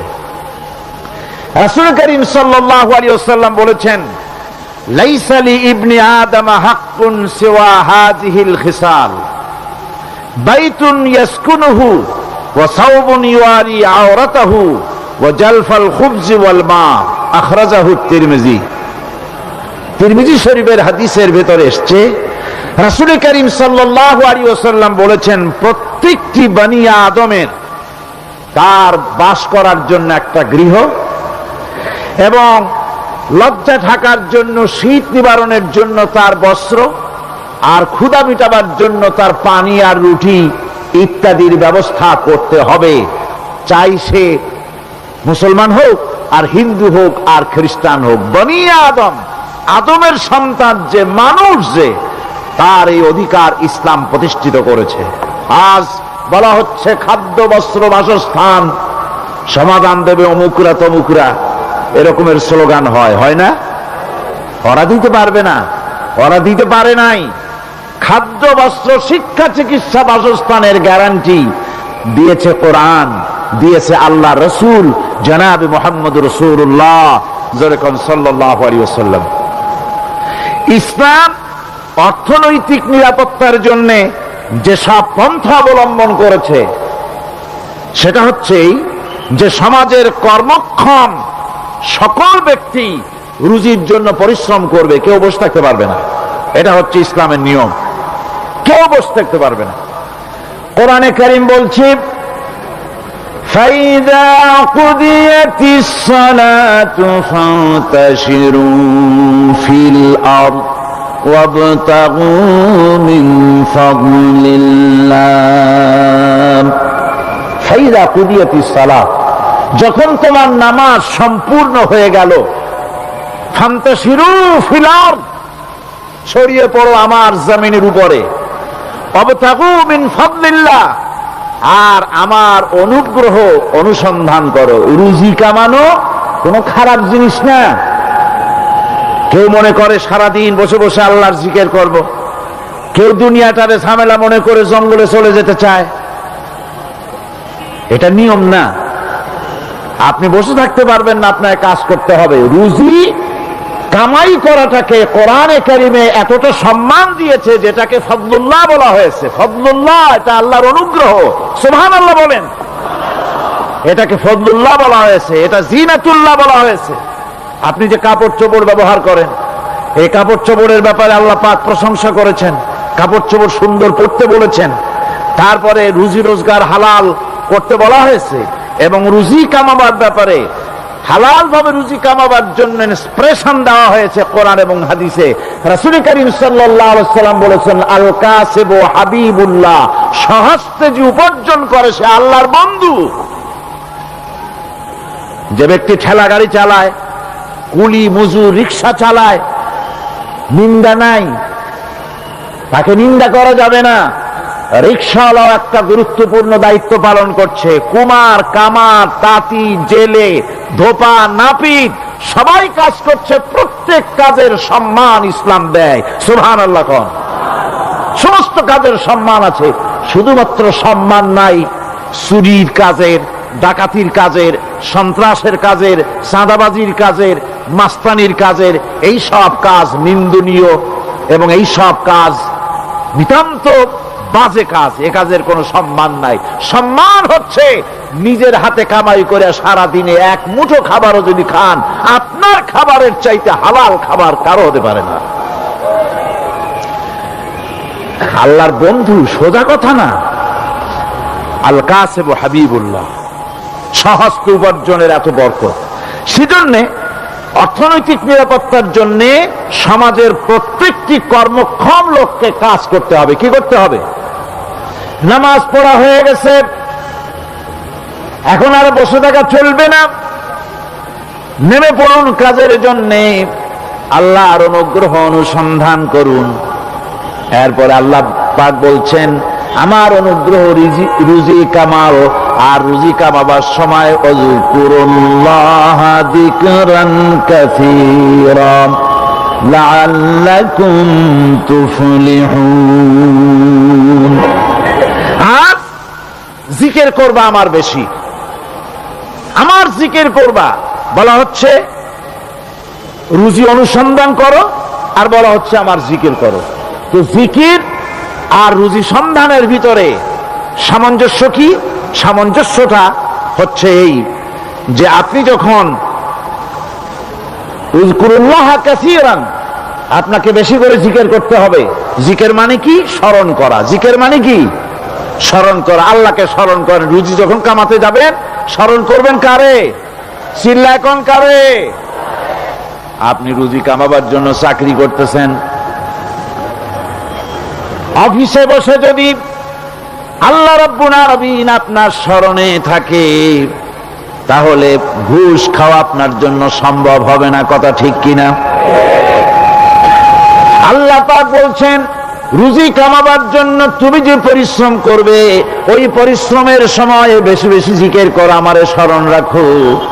অফিসে বসে যখন তুমি কাজ করবে, আমি যদি স্মরণে থাকি, তাহলে তুমি ঘুষ খাইতে পারবা না। তুমি জমিন চাষ করবে, জমিন চাষ করার সময় আমি যদি তোমার স্মরণে থাকি, জমিনের আইল ঠেলা তোমার পক্ষে সম্ভব হবে না। যত রকমের রুজির রোজগারের পথ আছে, আমাকে স্মরণ করো, খারাপ পথ থেকে বাঁচো, হালাল ভাবে রুজি কামাও, হালাল রুজির ভিতরে আল্লাহ রব্বুল আলামিন বরকত দিয়ে দিবেন। আর কাজ করার জন্য বলা হয়েছে, রাসূল করিম সাল্লাল্লাহু আলাইহি ওয়াসাল্লাম বলেছেন, ইজা সাল্লাইতুমুল ফাজরা ফালা তানুমু আন তালবি আরযাকুকুম। ফজরের নামাজ পড়া হয়ে গেছে, ঘুমায়ও না। আমাদের একটা আম অভ্যাস হয়ে গেছে ফজরের নামাজ পড়ে ঘুমানো। হাদিস শরীফে বলা হচ্ছে, ফজরের নামাজ পড়া হয়ে গেছে, ঘুমায়ও না। রুজি তালাশ করো, রিজিক তালাশ করো, নিজের সাহায্য করো, অন্যকে সাহায্য করো, নিজের সংসারের জন্য কাজ করো, অন্যের জন্যও করো। হালাল ভাবে রুজি কামাই করে বউকে একটা ব্লাউজ কিনে দিয়েছেন, একটা শাড়ি কিনে দিয়েছেন, বাচ্চাকে ক্লাসের বই কিনে দিয়েছেন, বাজার থেকে মাছ তরিতরকারি কিনেছেন। অক্ষম ব্যক্তিদেরকে সহযোগিতা করবে, যারা নাকি উপার্জন করতে পারে না, ওই জাতীয় লোকদেরকে তারা সহযোগিতা করবে। ওয়াকফুলু গানিয়ুহুম ফাকিরাহুম, সেই সমাজের যারা নাকি সামর্থ্যবান তারা রোজগার করবে এবং গরিবদেরকে সহযোগিতা করবে। আল্লাহর নবী বলেছেন, সে ব্যক্তি মুমিন নয়, সে ব্যক্তি মুমিন নয়, সেই ব্যক্তি মুমিন নয়। সাহাবায়ে কিরাম হতচকিত হয়ে উঠলেন, প্রশ্ন করলেন, নবীজি কোন ব্যক্তি মুমিন নয়? আল্লাহর নবী বলেন, যেই ব্যক্তি পেট পুরে আরাম করে ঘুমায় গেল এ কথা জানার পর, যে তার প্রতিবেশী না খেয়ে শুয়ে আছে, ক্ষুধার যন্ত্রণায় কাতরাচ্ছে, এ কথা জানার পরে যেই মুসলমান ব্যক্তি আরাম করে পেট ভরে খেয়ে ঘুমায়, সে কখনো মুমিনের দাবি করতে পারে না, মুমিন হতে পারে না। কত বড় কথা! ইসলাম মানুষকে তাগিদ করেছে তার প্রতিবেশীর উপরে লক্ষ্য রাখার জন্য, তার প্রতিবেশীকে লক্ষ্য রাখার জন্য, গরিব মানুষের প্রতি লক্ষ্য রাখার জন্য। রাসূল করিম সাল্লাল্লাহু আলাইহি ওয়াসাল্লাম বলছেন, আইয়ু রাজুলিন মাতা দিয়ান বাইনা আগনিয়ায়ে ফাকাদ বারিয়াত মিনহুম জিম্মাতুল্লাহি ওয়া রাসূলুহু। আল্লাহর নবী বলেন, কোন ধনী ব্যক্তিদের মাঝে কোন গরিব প্রতিবেশী যদি না খেয়ে মারা যায়, তাহলে ওই এলাকার বিত্তশালী লোকদের সাথে আল্লাহর সমস্ত সম্পর্ক, রসুলের সব সম্পর্ক ছিন্ন হয়ে যায়। কে বলতে পেরেছে এত বড় কথা? মানুষের অর্থনৈতিক নিরাপত্তার জন্য কত বড় কথা বলেছে ইসলাম, বলেছে বিশ্বনবী জনাবে মুহাম্মদ রাসূলুল্লাহ সাল্লাল্লাহু আলাইহি ওয়াসাল্লাম। আল্লাহ রাব্বুল আলামিন বলেন, ধনীদের হাতে যেন সম্পদগুলি পুঞ্জীভূত হয়ে না যায়, কাইলা ইয়াকুনা দুলাতাম বাইনাল আগনিয়াই মিনকুম। তোমাদের ধনীদের হাতে যেন সম্পদগুলি, সমাজের সম্পদগুলি যেন পুঞ্জীভূত না হয়, সেগুলি বরং ছড়িয়ে আস্তে করে যেন সমস্ত গরিব যেন সাধারণের কাছে যেতে পারে, সে ব্যবস্থা করতে হবে। যাকাত প্রদানের মাধ্যমে ধনীদের কাছ থেকে নিয়ে গরিবদেরকে দিয়ে দিতে হবে। আর বুখারী শরীফের সারা ফাথুল বারীতে হাফেজ ইবনে হাজার আসকালানী রাহিমাহুল্লাহ তিনি বলেছেন, যাকাত যদি ধনীরা না দেয়, যদি কেউ দিতে বাধা দেয়, ফামানিমতানা উখিযাত বিহি কাহরান, যদি যাকাত না দেয় জবরদস্তি করে যাকাত আদায় করে নিবে গভর্নমেন্ট। যাকাত দিতেই হবে। মুনকিরিনে যাকাত, যারা যাকাত দিতে অস্বীকার করেছিল, হযরতে সিদ্দিক আকবর, হযরতে আবু বকর সিদ্দিক রাদিয়াল্লাহু তাআলা আনহু, তিনি তাদের সম্পর্কে বলেছিলেন, ওয়াল্লাহি লাউ কাতিলান্না মান ফাররাকা বাইনাস সালাতি ওয়াজ যাকাত, অবশ্যই আমি ওই সম্প্রদায়ের লোকের বিরুদ্ধে যুদ্ধ ঘোষণা করব যারা নামাজ আর যাকাতের মধ্যে পার্থক্য সূচিত করবে। যারা নামাজ তো পড়বে কিন্তু যাকাত দিবে না সরকারের কাছে, যাকাত আদায় করবে না, তাদের বিরুদ্ধে যুদ্ধ ঘোষণা করব। ইসলামী সরকার যদি প্রতিষ্ঠিত হয়, তাহলে এই যাকাত আদায় করা হবে। যাকাত কেউ নিয়ে বসে থাকতে পারবে না, যাকাত আদায় করা হবে। আমাদের দেশে নিয়ম মাফিক যদি যাকাত আদায় করা হতো, এই দেশ যদি ইসলামী গভর্নমেন্ট হতো, আল্লাহ যেন দয়া করে দেন, কন্যা আমিন। আল্লাহ পাক যদি দয়া করে দেশটার ইসলামী রাষ্ট্র বানায় দেন, তাহলে যাকাত তো আদায় করে নেওয়া হবে। যাকাত দিতে আপনি বাধ্য, গরিব মানুষ থাকবে না। এখনো বাংলাদেশে নিয়ম মাফিক যদি যাকাত আদায় করা হয়, নিয়ম মাফিক মানে সোনার যাকাত, রূপার যাকাত, নগদ ক্যাশের যাকাত, ফসলের ওষুধ সঠিকভাবে যদি আদায় করা হয়, তো একেবারে কম করে হলেও 1000 কোটি টাকা যাকাতের টাকা কালেকশন হতে পারে। এটা কি কম কথা? 1000 কোটি টাকা, এই টাকা আদায় করা হচ্ছে না।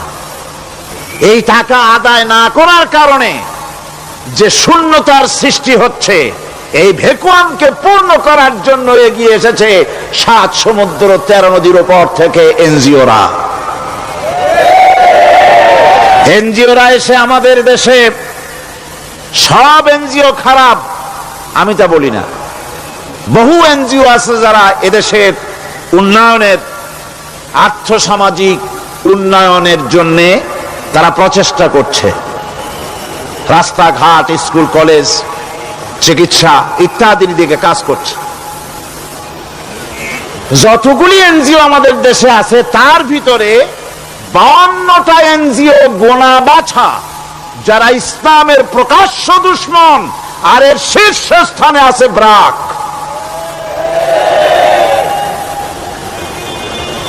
এই এনজিও গুলি তারা আমাদের দেশে এসে সুদি কারবার শুরু করেছে, পরিপূর্ণভাবে সুদের কারবার। ব্যাংকের থেকে যদি আপনি লোন নেন, তাহলে 15 or 17% ইন্টারেস্ট দিতে হবে। আর ওদের কাছ থেকে যে সুদ, যে টাকা নেওয়া হয়, সেই টাকায় গ্রামীণ ব্যাংক থেকে শুরু করে ব্রাড বলেন, কারিতাস বলেন, অক্সফাম বলেন, অ্যাডাপ বলেন, যেগুলি আছে, এগুলি সুদ নেয় 30 থেকে 34% পর্যন্ত। গোটা জাতিকে গ্রাম পর্যায়ে তারা সুদের নিবিড় চাষ করতেছে, ঘরে ঘরে সুদ পৌঁছে দিয়েছে, মুসলমান নারীদেরকে বেহুরমতি করেছে, ইসলামের ঐতিহ্য ধ্বংস করতেছে, নারীদেরকে বিপর্দা করতেছে। আমার দেশের ফ্যামিলি স্ট্রাকচারকে এনজিওরা ধ্বংস করে দিচ্ছে।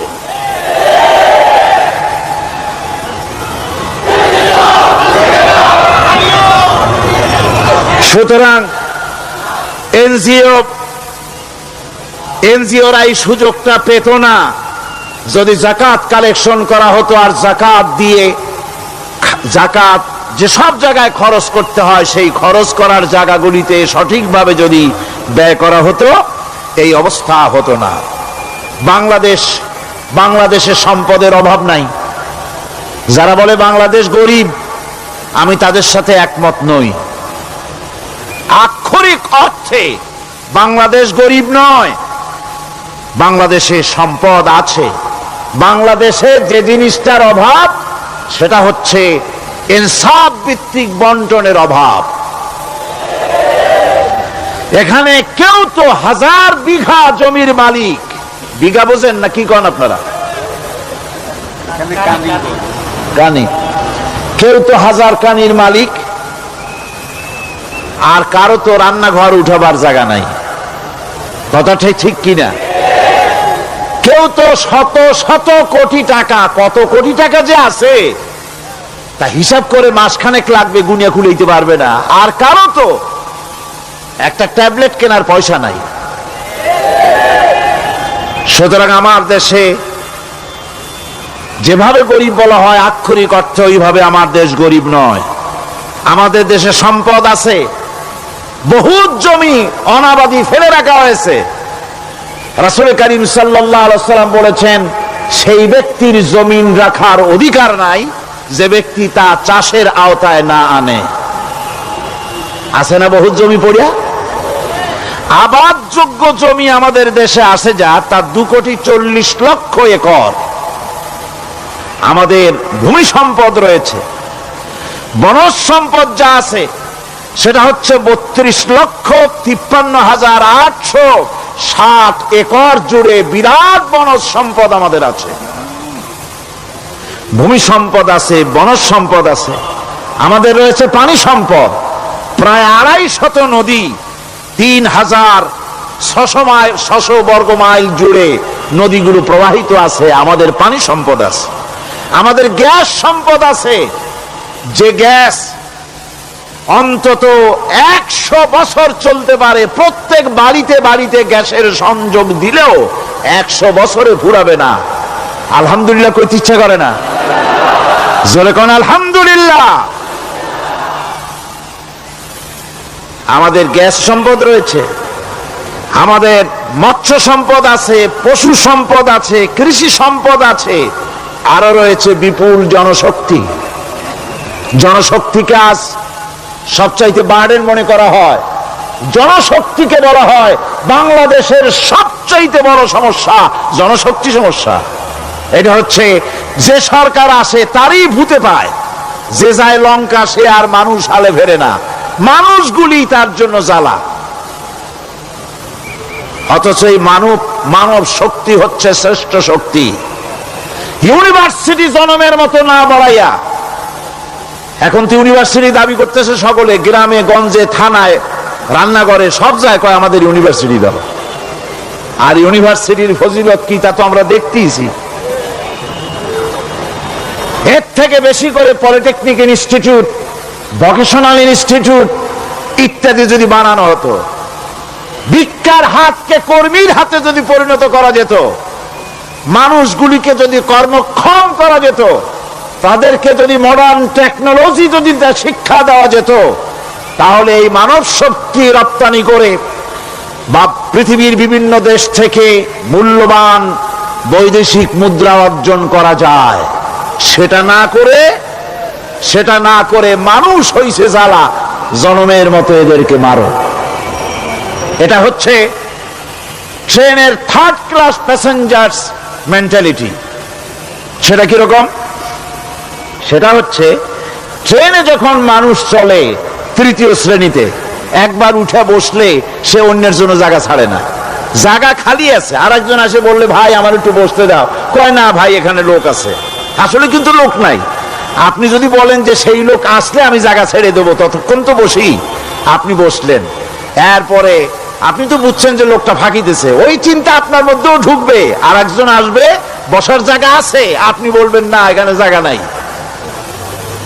ট্রেনের 3rd ক্লাস প্যাসেঞ্জারদের যে মন মানসিকতা, বর্তমান মুসলিম দেশগুলির সরকার প্রধানেরা ঠিক ট্রেনের 3rd ক্লাস প্যাসেঞ্জারদের চাইতো 3rd ক্লাস।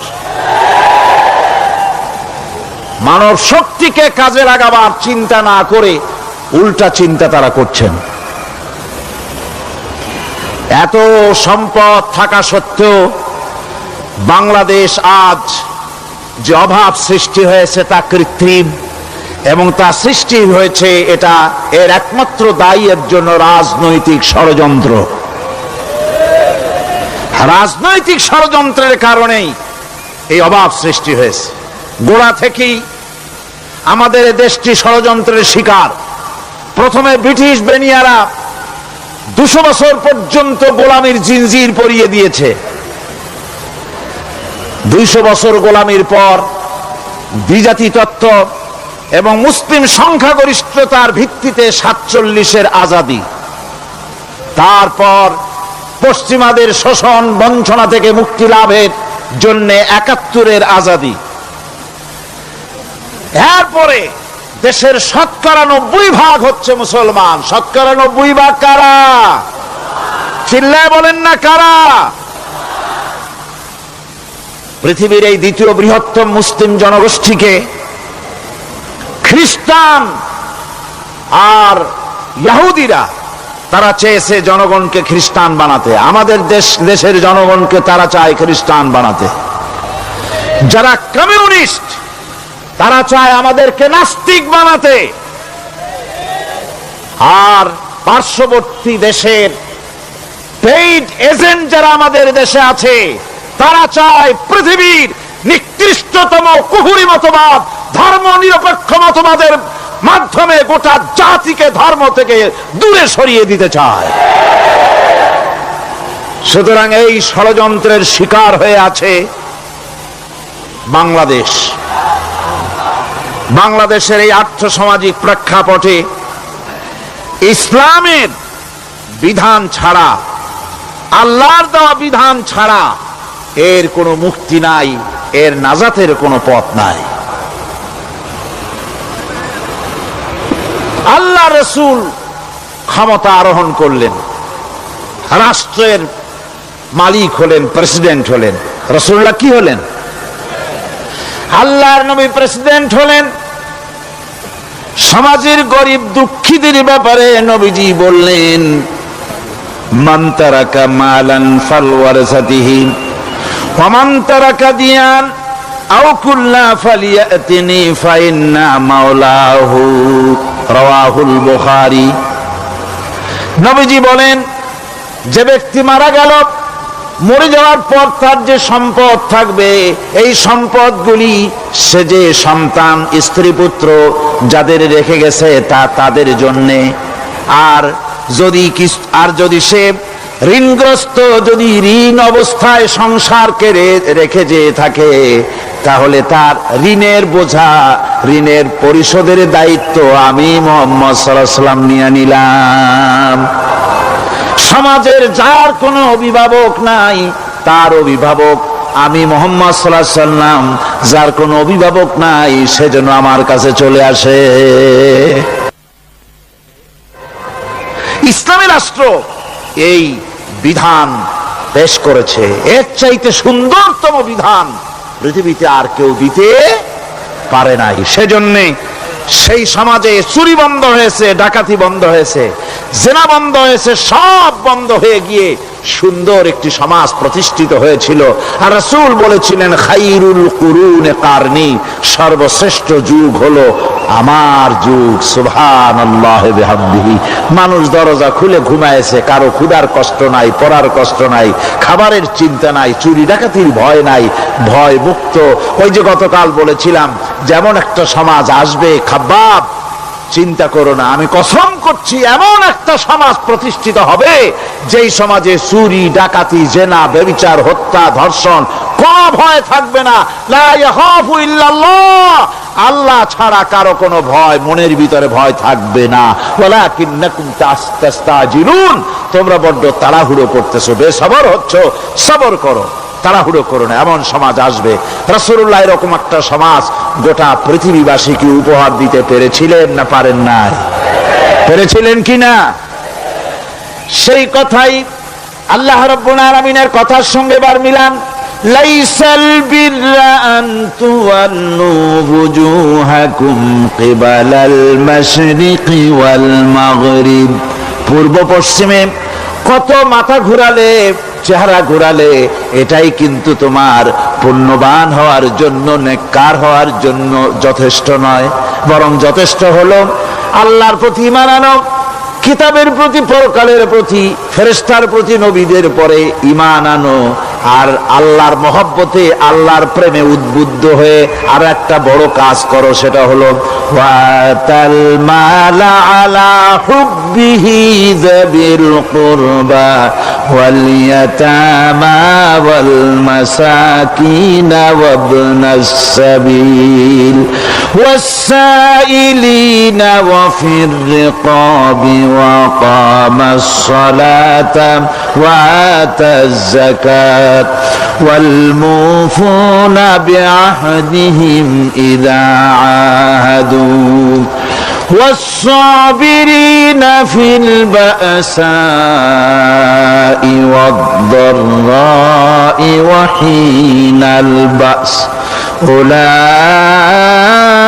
উলাইকাল্লাযীনা সাদাকু ওয়া উলাইকা হুমুল মুত্তাকুন। আরেকটি গুরুত্বপূর্ণ কাজ করতে হবে আল্লাহ পরকালে বিশ্বাস করার সাথে সাথে, সেটা হলো এই, তোমাদের জানের মতো প্রিয় ধন এবং সম্পদকে আল্লাহর মহব্বতে খরচ করতে হবে। সেজদা দিয়ে কপালে দাগ লাগাইছো কিন্তু প্রতিবেশীকে সাহায্য করো নাই, গরিবদেরকে দাও নাই, এতিমকে দাও নাই, বোনকে ঠকাইছো, মেয়েকে ঠকিয়েছো, তোমার ওই সেজদায় কিয়ামতে কাজ দিবে না। প্রকৃতপক্ষের নেককার পুণ্যবান হওয়ার জন্য গরিব জনসাধারণকে সহযোগিতা করতে হবে। এরপরে মাঝখান থেকে যেটা বাদ দিয়েছিলাম, বলেছিলাম নামাজ এবং যাকাত। আমি যাকাতটা কালকে আগে নিয়ে এসেছিলাম, নামাজটা ছিল আগে। সেই নামাজটা যেহেতু আলাদা একটা বিষয় হবে আর যাকাতটা সদকার সাথে সামঞ্জস্য আছে, সেই জন্য যাকাত আর সাদাকার কথাটা একসঙ্গে মিলাই বলেছিলাম। এখন শুরু করছি নামাজ। সালাত, সালাত এর আবিধানিক অর্থ হচ্ছে কোন জিনিসের দিকে মুখ ফিরানো। সালাতের অর্থ হচ্ছে নিকটবর্তী হওয়া, মুখ ঘুরানো, মুতাওয়াজ্জা হওয়া। ওই যে হযরত ইব্রাহিম আলাইহিস সালাম বলেছিলেন, ইন্নী ওয়াজ্জাহতু ওয়াজহিয়া লিল্লাযী ফাতারাস সামাওয়াতি ওয়াল আরদ। জানেন আপনারা? পড়েন, ইন্নী ওয়াজ্জাহতু ওয়াজহিয়া লিল্লাযী ফাতারাস সামাওয়াতি ওয়াল আরদা হানিফা ওয়া মা আনা মিনাল মুশরিকিন। নিশ্চয় আমার মুখ ঘুরায় দিলাম কার দিকে? যিনি আকাশ এবং জমিনের স্রষ্টা, সব কিছুর মালিক যিনি, তার দিকে আমি মুতাওয়াজ্জা হলাম। নামাজের অর্থই হচ্ছে মুতাওয়াজ্জা হওয়া, মুখ ঘুরিয়ে দেওয়া, চেহারা ঘুরিয়ে দেওয়া। আর নামাজের আরেক অর্থ হচ্ছে নিকটবর্তী থেকে আরো নিকটবর্তী হওয়া। আমরা কি নিকটবর্তী হতে চাই? না বুঝলে কবেন কি? নিকটবর্তী হইতে চাই কার? আল্লাহ। আমরা কি আল্লাহর নিকটবর্তী হতে চাই? আল্লাহ রাব্বুল আলামিন বলেন, নিকটবর্তী হতে হলে ওয়াসজুদ ওয়াকতারিব, সেজদা দাও আর সেজদার মাধ্যমে আমার নিকটবর্তী হয়ে যাও। সেজদা দিলেই আল্লাহর নিকটবর্তী হওয়া যায়। কোন সুবহানাল্লাহ। সাহাবী, আল্লাহ নবীর সাহাবী প্রশ্ন করেছেন, নবীজি বান্দা কখন আল্লাহর নিকটবর্তী হয়ে যায়? নবীজি বলেছেন, বান্দা যখন সেজদা দেয় তখন আল্লাহর বান্দার মাঝে কোনো হিজাব থাকে না, একদম আল্লাহ পাকের নিকটবর্তী হয়ে যায় বান্দা যখন সেজদায় পড়ে যায়। সুতরাং নামাজ হচ্ছে নিকটবর্তী হওয়া, সালাত এটা হচ্ছে নিকটবর্তী হওয়া। নামাজ ফরজ হওয়ার কারণ হচ্ছে এই যে মানুষ আল্লাহর বান্দা বা গোলাম হিসেবে সৃষ্টি হয়েছে, তাই একমুখী হয়ে রবের বন্দিগি করা এটা হচ্ছে তার স্বাভাবিক একটা প্রকৃতি। আল্লাহ রাব্বুল আলামিন এই প্রকৃতির দাবি মিটাবার জন্যই নামাজের ব্যবস্থা করেছেন। মানুষের ফিতরত, মানুষের নেচার, মানুষের ফিতরত হচ্ছে এই যে কারো না কারো কাছে মাথা নত করা, হাত জোড় করা, মাথা নত করা, সার্বভৌমত্বের মালিক কাউকে মনে করা। হাত জোড় করতে হলে, মাথা নত করতে হলে, সার্বভৌমত্বের মালিক হিসেবে কাউকে গ্রহণ করতে হলে আল্লাহর বিকল্প কেউ আছে নাকি? ইসলামের মূল দাওয়াতটা হলো ফিতরত অনুযায়ী দাওয়াত দেওয়া হয়েছে। মানুষ যেন মাথা নত করে, গোলামি করে। এজন্য আল্লাহ রাব্বুল আলামিন বলেছেন যে আমি মানুষ এবং জিনকে সৃষ্টি করেছি, তার কারণটাই হলো মা খালাকতুল জিন্না ওয়াল ইনসা ইল্লা লিয়াবুদুন। মানুষ আর জিন জাতিকে সৃষ্টি করা হয়েছে ইবাদতের জন্য, গোলামির জন্য। ইবাদত আর গোলামি এটাই করতে হবে, গোলামি করতে হবে, দাসত্ব করতে হবে। আর এই দাসত্ব, আল্লাহর আনুগত্যই গোলামির দাওয়াত দিয়েছেন দুনিয়ার সব নবীরা।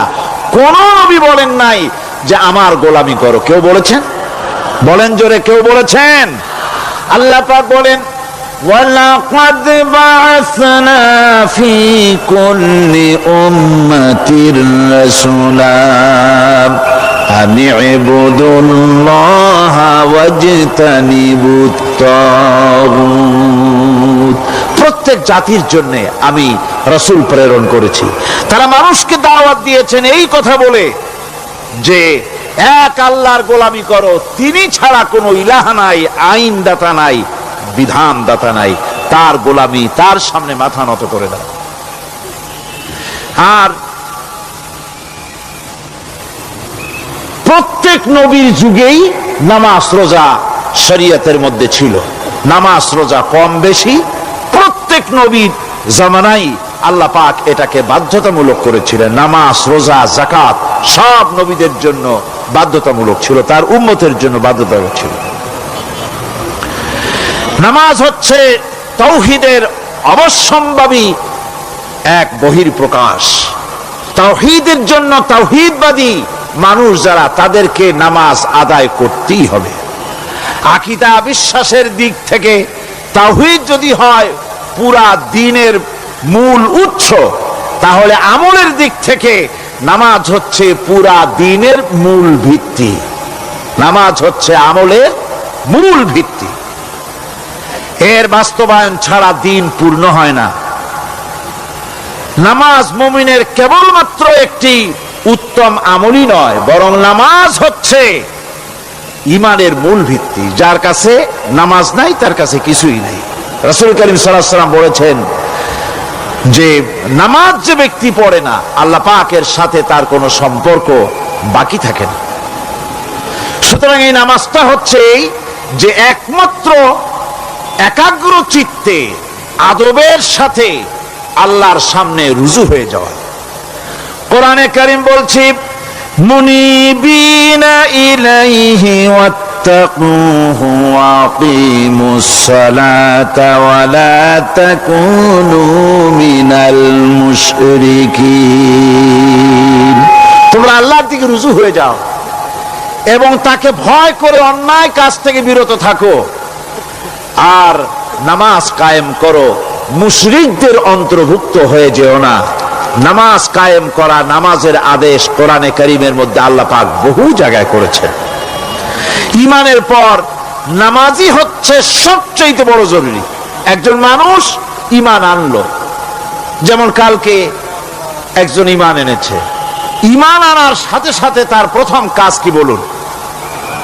বলেন প্রথম কাজ কি? ফজরের নামাজের আগে একজন ইসলাম কবুল করলেন, তার প্রথম দায়িত্ব নামাজকে আদায় করে দেওয়া, ফজরের নামাজ পড়া। জোহরের আগেই কেউ ঈমান আনলো, তার প্রথম দায়িত্ব জোহরের নামাজ আদায় করা। আসরের নামাজের আগে ঈমান এনেছে, তার প্রথম দায়িত্ব হলো আসরের নামাজ আদায় করা। তার মানে হলো ঈমান আনার পর একজন ঈমানদারের প্রথম দায়িত্ব হচ্ছে নামাজ। গুরুত্বপূর্ণ বিষয়, খুব ভালো করে শুনতে হবে, ইয়াদ রাখতে হবে প্রত্যেকটি মুসলমানের। এই নামাজ কি জিনিস, কেমনে আদায় করতে হবে, আদায় না করলে কি হবে, গুরুত্বপূর্ণ এই কথাগুলি প্রত্যেকের স্মরণ রাখতে হবে। হযরত মূসা আলাইহিস সালামকে আল্লাহ রাব্বুল আলামিন ওহী প্রদান করলেন। যেদিন ওহী দিলেন, ওহী দিয়ে সেই মুহূর্তে আল্লাহ পাক তাকে শোনালেন, ইন্নানি আনাল্লাহ লা ইলাহা ইল্লা আনা ফা'বুদনি ওয়া আকিমিস সালাতা লিযিকরি। নিশ্চয়ই আমি আল্লাহ, আমি ছাড়া কোনো ইলাহ নাই, আমার গোলামি করো, আমার দাসত্ব করো আর আমার শরণার্থে নামাজ কায়েম করো। নামাজ নামাজ নামাজ কায়েম করতে হবে, এটাই হচ্ছে ইমানের সবচেয়ে বড় দাবি। অন্যত্র আল্লাহ পাক বলছেন, কুল ইন্না হুদাল্লাহি হুয়াল হুদা ওয়া উমিরনা লিনুসলিমা লিরাব্বিল আলামিন। হে নবী বলুন, প্রকৃতপক্ষে আল্লাহর হেদায়েত হচ্ছে সঠিক হেদায়েত। সত্যিকারের হেদায়েত কার হেদায়েত? আল্লাহ পাকের হেদায়েত। এবং তার পক্ষ থেকে নির্দেশ করা হয়েছে যে সারা জাহানের মালিকের সামনে মাথা নত করে দাও। মাথা নত করবেন কার কাছে? আল্লাহ পাকের কাছে। ওয়া আনাকিমুস সালাতা ওয়াত্তাকুহু ওয়া হুয়াল্লাযী ইলাইহি তুহশারুন। আর নামাজ প্রতিষ্ঠা করো, আল্লাহ রাব্বুল আলামিনের ভয়তে সমস্ত অপরাধমূলক কাজ থেকে, অসামাজিক কার্যকলাপ থেকে বিরত থাকেও। আর একদিন মনে রেখো, তোমাদের সকলকেই আল্লাহ রাব্বুল আলামিনের দরবারে উপস্থিত হতে হবে। নামাজ ঈমান থাকা না থাকার প্রমাণ। ঈমান আছে কি ঈমান নাই এর প্রমাণ কি? নামাজ। আল্লাহ পাক বলছেন, ফালা সাদ্দাকা ওয়ালা সাল্লা ওয়ালাকিন কাযযাবা ওয়া তাওয়াল্লা। কিন্তু না সে সত্য মেনে নিল, আর না সে সালাত আদায় করলো, বরং সত্যকে মিথ্যা মনে করে ফিরে গেল। নামাজটাই হচ্ছে একজন মানুষের সে মুমিন না কাফের তা প্রমাণ করার জন্য। এটাই হচ্ছে মূল কথা। কিয়ামতের দিন মানুষ যে জাহান্নামে যাবে, জাহান্নামের জন্য জাহান্নামে যে সব কারণে যাবে তার মধ্যে বড় কারণ কালকে বলেছিলাম, দেখি মনে আছে নাকি? বড় কারণ কয়টা? কয়টা? আলহামদুলিল্লাহ মনে আছে। আল্লাহ রাব্বুল আলামিন বলেন, ইয়াতাসাআলুনা আনিল মুজরিমিন। কিয়ামতের দিন অপরাধীদেরকে জিজ্ঞেস করা হবে, মা সালাকাকুম ফি সাকার, জাহান্নামে কেন আসছো? জবাবে তারা বলবে, ক্বালু লাম নাকু মিনাল মুসাল্লিনা ওয়া লাম নাকু নুতঈমুল মিসকিন। নামাজ পড়ি নাই, আর এতিম মিসকিনদের খেতে দেই নাই, এই কারণেই জাহান্নামে এসেছি। কন নাউযুবিল্লাহ। নামাজ যারা পড়বে না জাহান্নামে যেতে হবে। কোথায় যেতে হবে? কেউ কেউ মনে করতে পারবেন নামাজের অস্ত্র বহু শুনছি, এর চাইতে গুরুত্বপূর্ণ জিনিস আর নাই। নামাজের চাইতে গুরুত্বপূর্ণ ইবাদত আল্লাহর সৃষ্টি করেন নাই। মুসলমানের জন্য সর্বশ্রেষ্ঠ ইবাদত কি? চিল্লা এখন জোরে বলেন কি? এই নামাজ আকসার মানুষের নামাজ হয় না। যারা আমরা নামাজ পড়ি, বহু লোকের নামাজ পড়ে ঠিক, কিন্তু নামাজ আদায় হয় না। আমি সে কথা বলবো সামনের দিকে, প্রাণ খুলে শুনবেন, কাজে লাগবে ইনশাআল্লাহ। কোন ইনশাআল্লাহ? আকীদাগত দিক থেকে ঈমান হলো তাওহীদের স্বীকৃতি, আর আমলের দিক থেকে নামাজ হচ্ছে তাওহীদের বহিঃপ্রকাশ। আপনি মুসলমান তা প্রমাণ হবে নামাজ দিয়ে। নামাজহীন ঈমানের দাবি মূল্যহীন। যার নামাজ নাই তার ঈমানের দাবি করার কোনো মূল্যই নেই। অনেকে এরকম কথা বলে, হুজুর আমি মানুষটা নিতান্ত খারাপ না, যাই মনে করেন, গ্রামে রাস্তা বানাইছি, ব্রিজ করে দিয়েছি, কালভার্ট করেছি, এতিম মিসকিন যে তাও মাঝে মধ্যে খাবার দেই। নামাজ হচ্ছে ইসলামের গণ্ডির মধ্যে প্রবেশের প্রমাণ।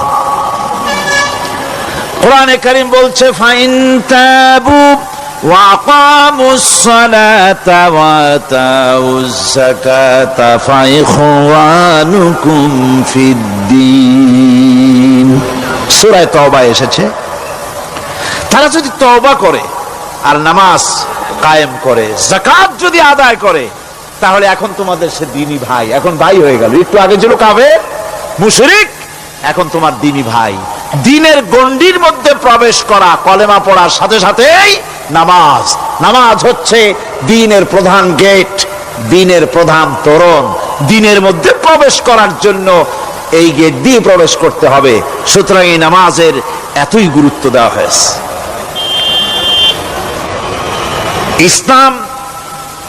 ইসলাম যদি ক্ষমতায় আসে, আল্লাহ যেন এনে দেন, জোরে কোন আমিন।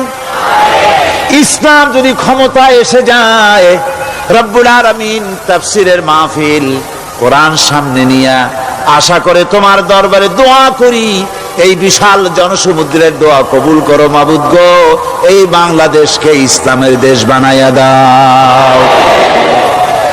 দেশটা যদি ইসলামের হয়ে যায়,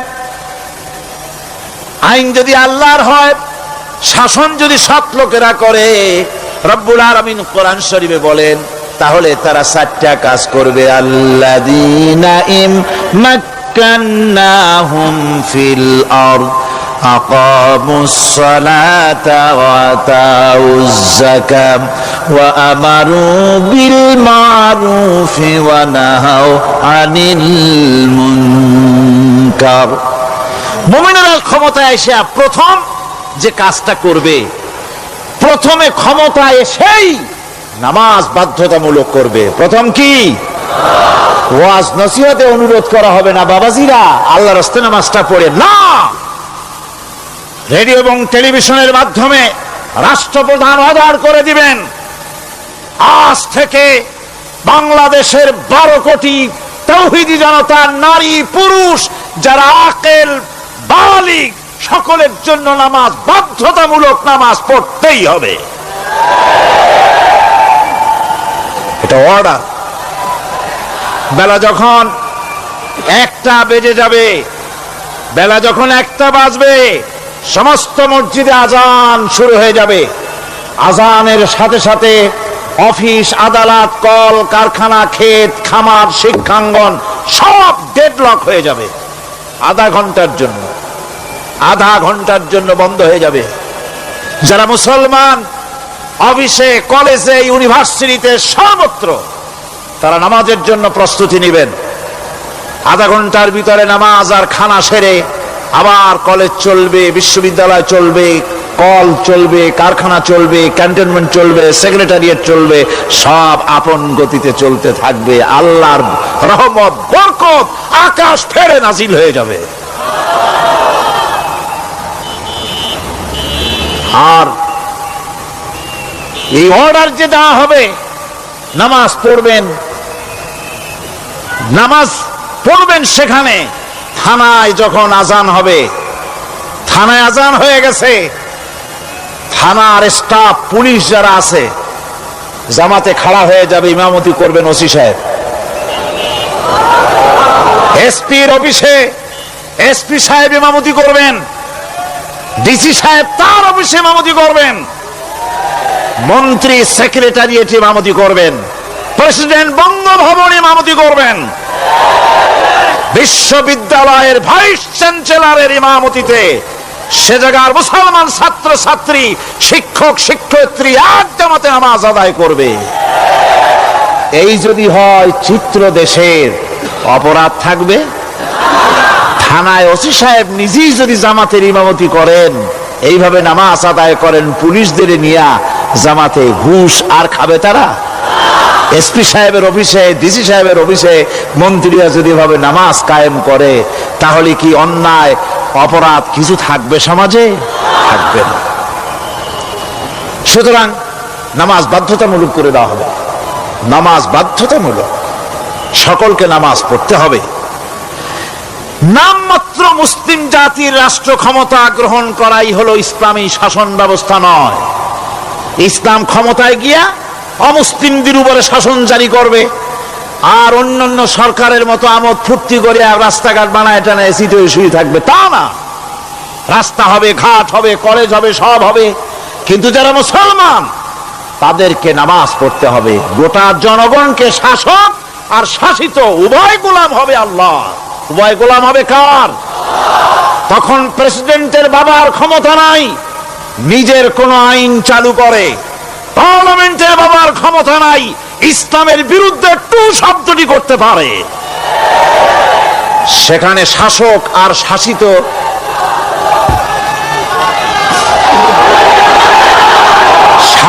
আর শাসিত হয়ে যাবে একজন এক হুকুমদাতার গোলাম। সেই হুকুমদাতাকে ইনিল হুকুমু ইল্লা লিল্লাহ আলা লাহুল খালকু ওয়াল আমর। প্রেসিডেন্ট থেকে শুরু করে শাসক আর শাসিত সব আইন মানবে ওই আল্লাহ রব্বুল আলামিনের, যিনি এই তামাম জাহান সৃষ্টি করেছেন। সৃষ্টি যার আইন চলবে সেই আল্লাহ রব্বুল আলামিনের, এবং তার আইনের সার্বিক অনুসরণ করে চলতে হবে সকলকে। এক কথায় ইসলামী সরকারের সমস্ত ক্ষমতা ব্যয় হবে নামাজ কায়েম করা আর যাকাত আদায় করার ব্যাপারে। নামাজ যদি কায়েম হয়ে যায়, যাকাত যদি আদায় করা হয়, দুঃখ, দারিদ্র, কষ্ট কিছুই থাকবে না, বেকার সমস্যা থাকবে না। সমস্ত বেকারদেরকে চাকরি না পাওয়া পর্যন্ত বেকার ভাতা দেওয়া হবে। বুড়ো মানুষেরা যখন বুড়ো হয়ে যায়, ছেলের কাছে আদর নাই, বউর কাছে কদর নাই, আর ছেলে বউ বদদোয়া করতে থাকে, বুড়েরা মরে না কেন? আছে না আমাদের সমাজ? ইসলামী সরকার এলে পরে এই বৃদ্ধ মানুষদের ব্যবস্থা করা হবে, তাদের প্রতি এই ধরনের অসদাচরণ কেউ করতে সাহস পাবে না। সুতরাং নামাজ প্রতিষ্ঠা এবং যাকাত আদায় হলেই সমাজের অন্যায় অবিচার যা আছে তার 12 আনাই বিলুপ্ত হয়ে যাবে। কোন আলহামদুলিল্লাহ। তখন চাকরিতে প্রমোশন হবে নামাজের ভিত্তিতে। এখন প্রমোশন হয় কে কত ঘুষ খাইতে পারে, কে কত সরকারের দালালি করে বিবেকের বিরুদ্ধে বিরোধী দলকে বেশি করে পেটাতে পারে, এর উপরে ভিত্তি করে প্রমোশন হয়। ইসলামী সরকার যখন আসবে, ইসলামী সরকার যখন প্রতিষ্ঠিত হয়ে যাবে, তখন চাকরির প্রমোশন নির্ভর করবে তার সুন্দর চরিত্র আর নামাজের পাবন্দির উপরে ভিত্তি করে। সমাজে দুঃখ দুর্দশা থাকবে, যেরকম থাকবে থাকবে। আমার ভাইয়েরা, নামাজ হচ্ছে আল্লাহ রাব্বুল আলামিনের সাহায্য লাভের একমাত্র মাধ্যম। আল্লাহর কাছে যদি সাহায্য পেতে চাই তাহলে নামাজ লাগবে। লাগবে কি কোন? وَلَقَدْ أَخَذَ اللَّهُ مِيثَاقَ بَنِي إِسْرَائِيلَ وَبَعَثْنَا مِنْهُمُ 12 نَقِيًّا وَقَالَ اللَّهُ إِنِّي مَعَكُمْ لَئِنْ أَقَمْتُمُ الصَّلَاةَ। আল্লাহ পাক বলেন, বনি ইসরাইলদের নিকট আমি ওয়াদা নিয়েছিলাম, তোমরা যদি মানুষদেরকে অসামাজিক কার্যকলাপ থেকে যদি তোমরা ফিরাইতে পারো, মানুষদেরকে অসামাজিক কার্যকলাপ থেকে তোমরা ফিরাবে। 12টা গোত্রের জন্য 12 জন নকিব নির্দিষ্ট করে দেওয়া হলো, তাদের দায়িত্ব দেওয়া হলো।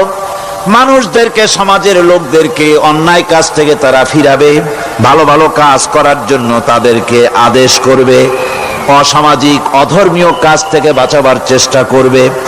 এইটা যদি তোমরা করো তাহলে আমি তোমাদের সাথে আছি। শর্ত হলো একটা, তোমাদেরকে নামাজ কায়েম করতে হবে। নামাজ যদি কায়েম করো আমার মদদ তোমাদের জন্য অবধারিত হবে। নামাজ প্রতিষ্ঠা করলেই আল্লাহর সাহায্য লাভ করা যায় জীবনের সকল ক্ষেত্রে। নামাজ হচ্ছে অপকর্মের প্রতিবন্ধক। নামাজ পড়লে অন্যায় কাজ থেকে বাঁচার পথ। অন্যায় থেকে বাঁচায় কিসে? নামাজ। আল্লাহ রাব্বুল আলামিন বলেন, উতলু মা উহিয়া ইলাইকা মিনাল কিতাবি ওয়াকিমিস সালাম ইন্নাস সালাতা তানহা আনিল ফাহশাই ওয়াল মুনকার। হে নবী, এই কিতাব তেলাওয়াত করো যা তোমার প্রতি অবতীর্ণ করা হয়েছে, এই কিতাব তেলাওয়াত করো আর নামাজকে প্রতিষ্ঠা করো। নিঃসন্দেহে নামাজ মানুষকে পাপাচার থেকে বাঁচায়া দেয়। অশ্লীলতা পাপাচার থেকে মানুষকে বাঁচায় কে? জোরে চিল্লায় কোন কে? নামাজ। এই নামাজ মানুষকে অন্যায় কাজ থেকে বাঁচায় দেয়। নামাজ যে মানুষকে অন্যায় কাজ থেকে বাঁচায়, কেমনে বাঁচায়? আমরা যে নামাজ পড়ি, এই নামাজে তো আমাদেরকে অন্যায় কাজ থেকে বাঁচাইতে পারে না। নামাজি বহুত মানুষ আছে অন্যায় করে, করে কিনা কর না? করে না? করে। নামাজি অথচ অন্যায় করে। আর আল্লাহ বলছেন নামাজিকে, নামাজ তাকে অশ্লীলতা থেকে ফিরায়। তাহলে কথা কারটা ঠিক? আল্লাহটা। জোরে বলেন, কারটা ঠিক? অবশ্যই আমার আল্লাহর কথা হক। আমি ভুল করতেছি, আমি যেন কোথাও ভুল করতেছি, সামথিং ইজ রং, কোথাও যেন আমরা ভুল করে বসতেছি, সেই ভুলটা কি আমরা আবিষ্কার করতে চেষ্টা করবো ইনশাআল্লাহ। প্রথম যে কথাটা সেটা হচ্ছে এই যে আমরা যা নামাজে পড়ি আমরা তা বুঝি না। কথা ঠিক কিনা? আমি যদি এখন প্রশ্ন করি সামি আল্লাহু লিমান হামিদা অর্থ কি, কন? ফার্স্ট ডিভিশনে কয়েকটা লেটার নিয়ে ফেল করবেন এরকম লোক আছেন না নাই? সুবহান রাব্বিয়াল আলা অর্থ কি জানি না। সুবহান রাব্বিয়াল আযীমের অর্থ কি জানি না। দোয়া কুনুত অর্থ কি জানি না। তাশাহুদ অর্থ কি জানি না। সূরা ফাতিহার অর্থ কি জানি না। এমন কি উযুর মধ্যে কয়টা ফরজ তা অনেকের জানা নাই। কথা কি বেশি বললাম না ঠিক বলছি? একজনের জিজ্ঞেস করলো, মিয়া উযুতে কয় ফরজ? কয় হুজুর কি মনে করেন এটা বুঝি জানি না, এটা সাধারণ ব্যাপার, বলেন না কয় ফরজ? কয় উযুতে তো 17 ফরজ। কি কি? কয় হাত ধোয়া, পাও ধোয়া, মুখ ধোয়া, নাক ধোয়া, চোখ ধোয়া, জিহ্বা ধোয়া, মাথা ধোয়া। বলতে বলতে গুনে দেখা গেল প্রায় 19টার মতো বলছে। বলা হলো, মিয়া বললেন আপনি উযুতে ফরজ 17টা, কইলেন আপনি 19টা। কয় হুজুর জানি আরো, বলি না আপনাদের ভয়তে। উযু জানে না, নামাজ জানে না, তাকেই নামাজ কেমনে ফিরাবে অন্যায় কাজ থেকে? কথা বুঝতে পেরেছেন? নামাজে কি পড়ি? নামাজে দাঁড়ায় গেলাম, আল্লাহু আকবার অর্থ কি? চিল্লায় কন্না আল্লাহু আকবার। এরকম না, মুসলমানের মতো গলা ছেড়ে দিয়ে চিৎকার দিয়ে বলেন আল্লাহু আকবার। এই আল্লাহু আকবার, আল্লাহ সর্বশ্রেষ্ঠ, তার চাইতে বড় আর কেউ নাই। এই কথা দিনরাত 24 ঘন্টার ভিতরে শত শতবার বলি, একবার দুইবার না, শত শতবার বলি আল্লাহ সর্বশ্রেষ্ঠ। এই কথা বলার পরেও মনের মধ্যে অন্য কেউ বড় হয়, আল্লাহর বড়ত্ব যেভাবে মুখ দিয়া বলি ওইভাবে কার্যত পালন করি না। নামাজে আল্লাহু আকবার বললাম, এরপরে সানা পড়লাম, তারপরে সূরা ফাতিহা পড়লাম। সূরা ফাতিহার ভেতরে যে সমস্ত কথাগুলি বললাম সেই কথাগুলি বুঝি না, কি বলেছি তাও জানি না। এরপরে সুবহান রাব্বিয়াল আলা বলেছি, সুবহান রাব্বিয়াল আযীম বলেছি, সামি আল্লাহু লিমান হামিদা বলেছি, অর্থ কি জানি না। আল্লাহ তা শুনতে পান, যে ব্যক্তি আল্লাহর প্রশংসা করেন তিনি তা শুনতে পান। নামাজের মধ্যে আইডিয়া দেওয়া হচ্ছে, তুমি যে আল্লাহর জন্য নামাজ পড়তেছো, প্রশংসা করতেছো, এটা এমন নয় যে আল্লাহ পাক দেখছেন না বা শুনতেছেন না। তুমি যা বলতেছো, প্রশংসা করতেছো, আল্লাহ পাক তা শুনতে পাচ্ছেন। সামি আল্লাহু লিমান হামিদা।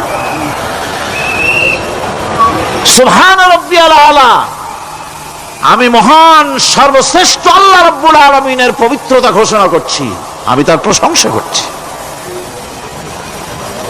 সূরা ফাতিহার কি আমরা বলি আপনারা ব্যাখ্যা দেখে বুঝে নিয়েন, সেগুলি আমি এখানে বলে বাকি কথা সব শেষ করতে পারবো না। এরপরে আমরা নামাজের মধ্যে দোয়া কুনুত পড়ি।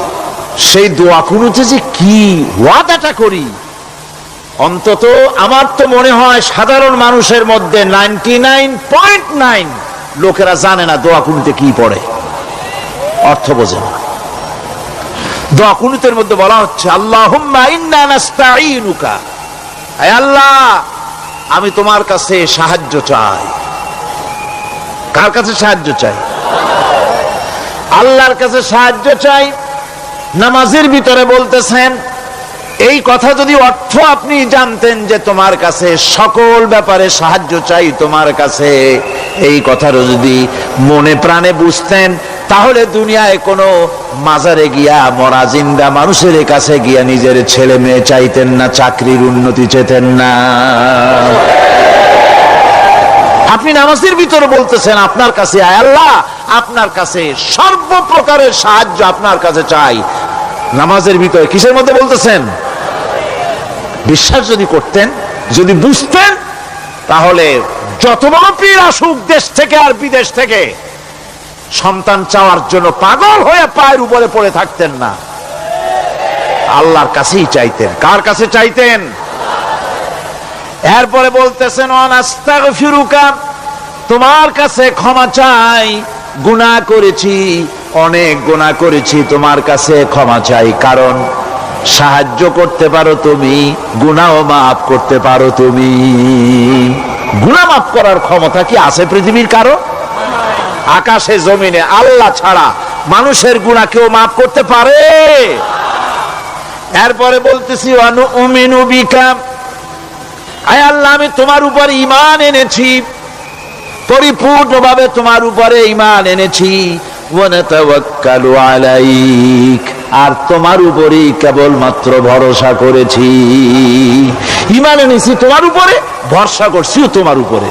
এই কথাগুলি যদি আমরা বুঝতাম, তাহলে আত্মাটা বড় হয়ে যেত, মাথাটা আল্লাহ ছাড়া কারো সামনে নত হতো না। ঠিক না বেটি? আল্লাহ ছাড়া কারো সামনে মাথা নত হতো না। আল্লাহর উপরই ভরসা, তোমার উপর ভরসা করছি, তোমার উপর ঈমান এনেছি। এরপরে বলছি ওয়ানুসনি আলাইকাল খায়র, সর্বপ্রকার কল্যাণের সাথে তোমার প্রশংসা করতেছি। ওয়ানাশকুরুকা, আর তোমার কৃতজ্ঞতা স্বীকার করছি, আমি তোমার শুকর আদায় করি, সর্ব ব্যাপারে তোমার শুকর আদায় করি। আর কি করি? ওয়ালা নাকফুরুকা,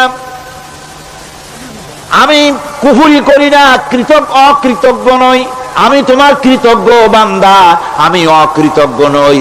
একথা আপনি নামাজের মধ্যে বলেন, কিন্তু কৃতজ্ঞতা স্বীকার করেন না। আল্লাহ যে ছেলে দিয়েছে শুকর আদায় করেন না, আল্লাহ যে সুন্দরী বউ বা ভালো বউ দিয়েছেন শুকর আদায় করেন না, আল্লাহ সন্তান দিয়েছে শুকর আদায় করে না, আল্লাহ রাব্বুল আলামিন চাকরি দিয়েছেন, বাড়ি দিয়েছেন, জায়গা দিয়েছেন, জমিন দিয়েছেন, যৌবন দিয়েছেন, স্বাস্থ্য দিয়েছেন, শুকর আদায় করে না। আল্লাহ পাক বলেন, বান্দারে যে অবস্থায় থাকো শুকর আদায় করো। লাইন শাকারতুম লাযীদান্নাকুম ওয়া লাইন কাফারতুম ইন্না আযাবী লাশাদীদ। আমার নিয়ামতের শুকর যদি আদায় করো, আমি বেশি করে বাড়ায় দেব, আর যদি শুকর আদায় না করো, তাহলে মস্ত বড় শাস্তি রেখে দিয়েছি। সব ব্যাপারে শুকর আদায় করো, আমার নিয়ামতের শুকর আদায় করো। চোখ দিয়ে দেখতে পাও, কও আলহামদুলিল্লাহ। মুখ দিয়া কথা বলতে পারো, কও আলহামদুলিল্লাহ। যা খাও মজা লাগে, বলো আলহামদুলিল্লাহ। কাজ করতে পারো, বলো আলহামদুলিল্লাহ। সব ব্যাপারে আল্লাহ শুকর আদায় করতে হবে। শুকরিয়া আদায় করলে রব্বুল আলামিন তারে আরো বাড়ায় দিবেন। এই কথাই বলতেছি, আল্লাহ শুকর করি, আর তোমার সাথে আমি কুফরি করি না, কৃতজ্ঞ আমি নই। ওয়া নাখলাউ ওয়া নাতরুকু মান ইয়াফজুরুকা, আর আমি ওয়াদা করতেছি এই কথা, তোমার সাথে যারা প্রকাশ্য দুশ্মনী করে, যারা প্রকাশ্য গুনার মধ্যে লিপ্ত আছে আর তোমার সাথে দুশ্মনী করে, ওদের সাথে আমার সমস্ত সম্পর্ককে ছিন্ন করে দিলাম। দেখছেন নামাজে কি কইলেন আপনি? আপনি নামাজে কত বড় কথা বললেন। ওয়ানাতুরুকু মাইয়া ফুজুরুকা, আয় আল্লাহ আমি ওয়াদা করছি তোমার সাথে যারা দুশ্মনী করে, যারা প্রকাশ্য গুনাহ করে, তাদেরকে আমি পরিত্যাগ করছি, তাদের সাথে আমার কোনো সম্পর্ক নাই। এই কথা বলার পরে আপনার সম্পর্ক কার সাথে একটু চিন্তা করেন তো। আপনার বন্ধু কারা? ইলেকশন আসলে ভোট দেন কাদেরকে? কাদের চা খাওয়ান, কাদের চান্দা দেন? একটু চিন্তা করেন, অঙ্কের সাথে মিলাই নেন।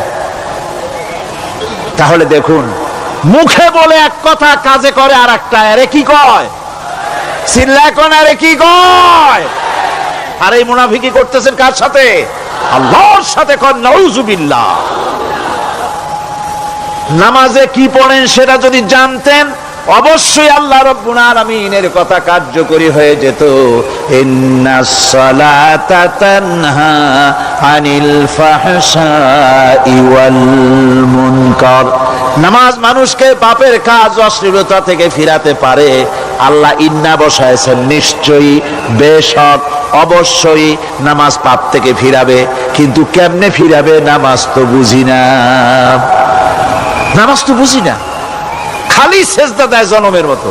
আর সেজদা কি? নামাজে যদি দেখে ইমাম দেরি করতেছে, আত্তাহিয়াত পড়তে দেরি হয়ে যাচ্ছে, পিছন থেকে সিগন্যাল মারে, ঠিক কি না?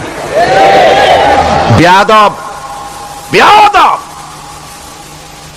তোমার নামাজ, তোমার আত্তাহিয়াত আগে শেষ হয়েছে, তাতে কি হয়েছে? চুপ করে বসে থাকো। ইমামকে কাশি দিয়া সতর্ক করার অধিকার তোমার নাই। যদি ইমামকে সতর্ক করার জন্য কাশি দিয়ে থাকো, তোমার নামাজ ফাসেদ হয়ে যাবে। এটা ফাজলামি করার জায়গা না, এটা নামাজ। এর নাম কি? ধীরে সুস্থে নামাজ পড়তে হবে। অনেকে মসজিদটারে মনে করে জেলখানা। ঢুকতে যত দেরি, বেরোতে পারলে যেন বাসে যান ছটফট করে।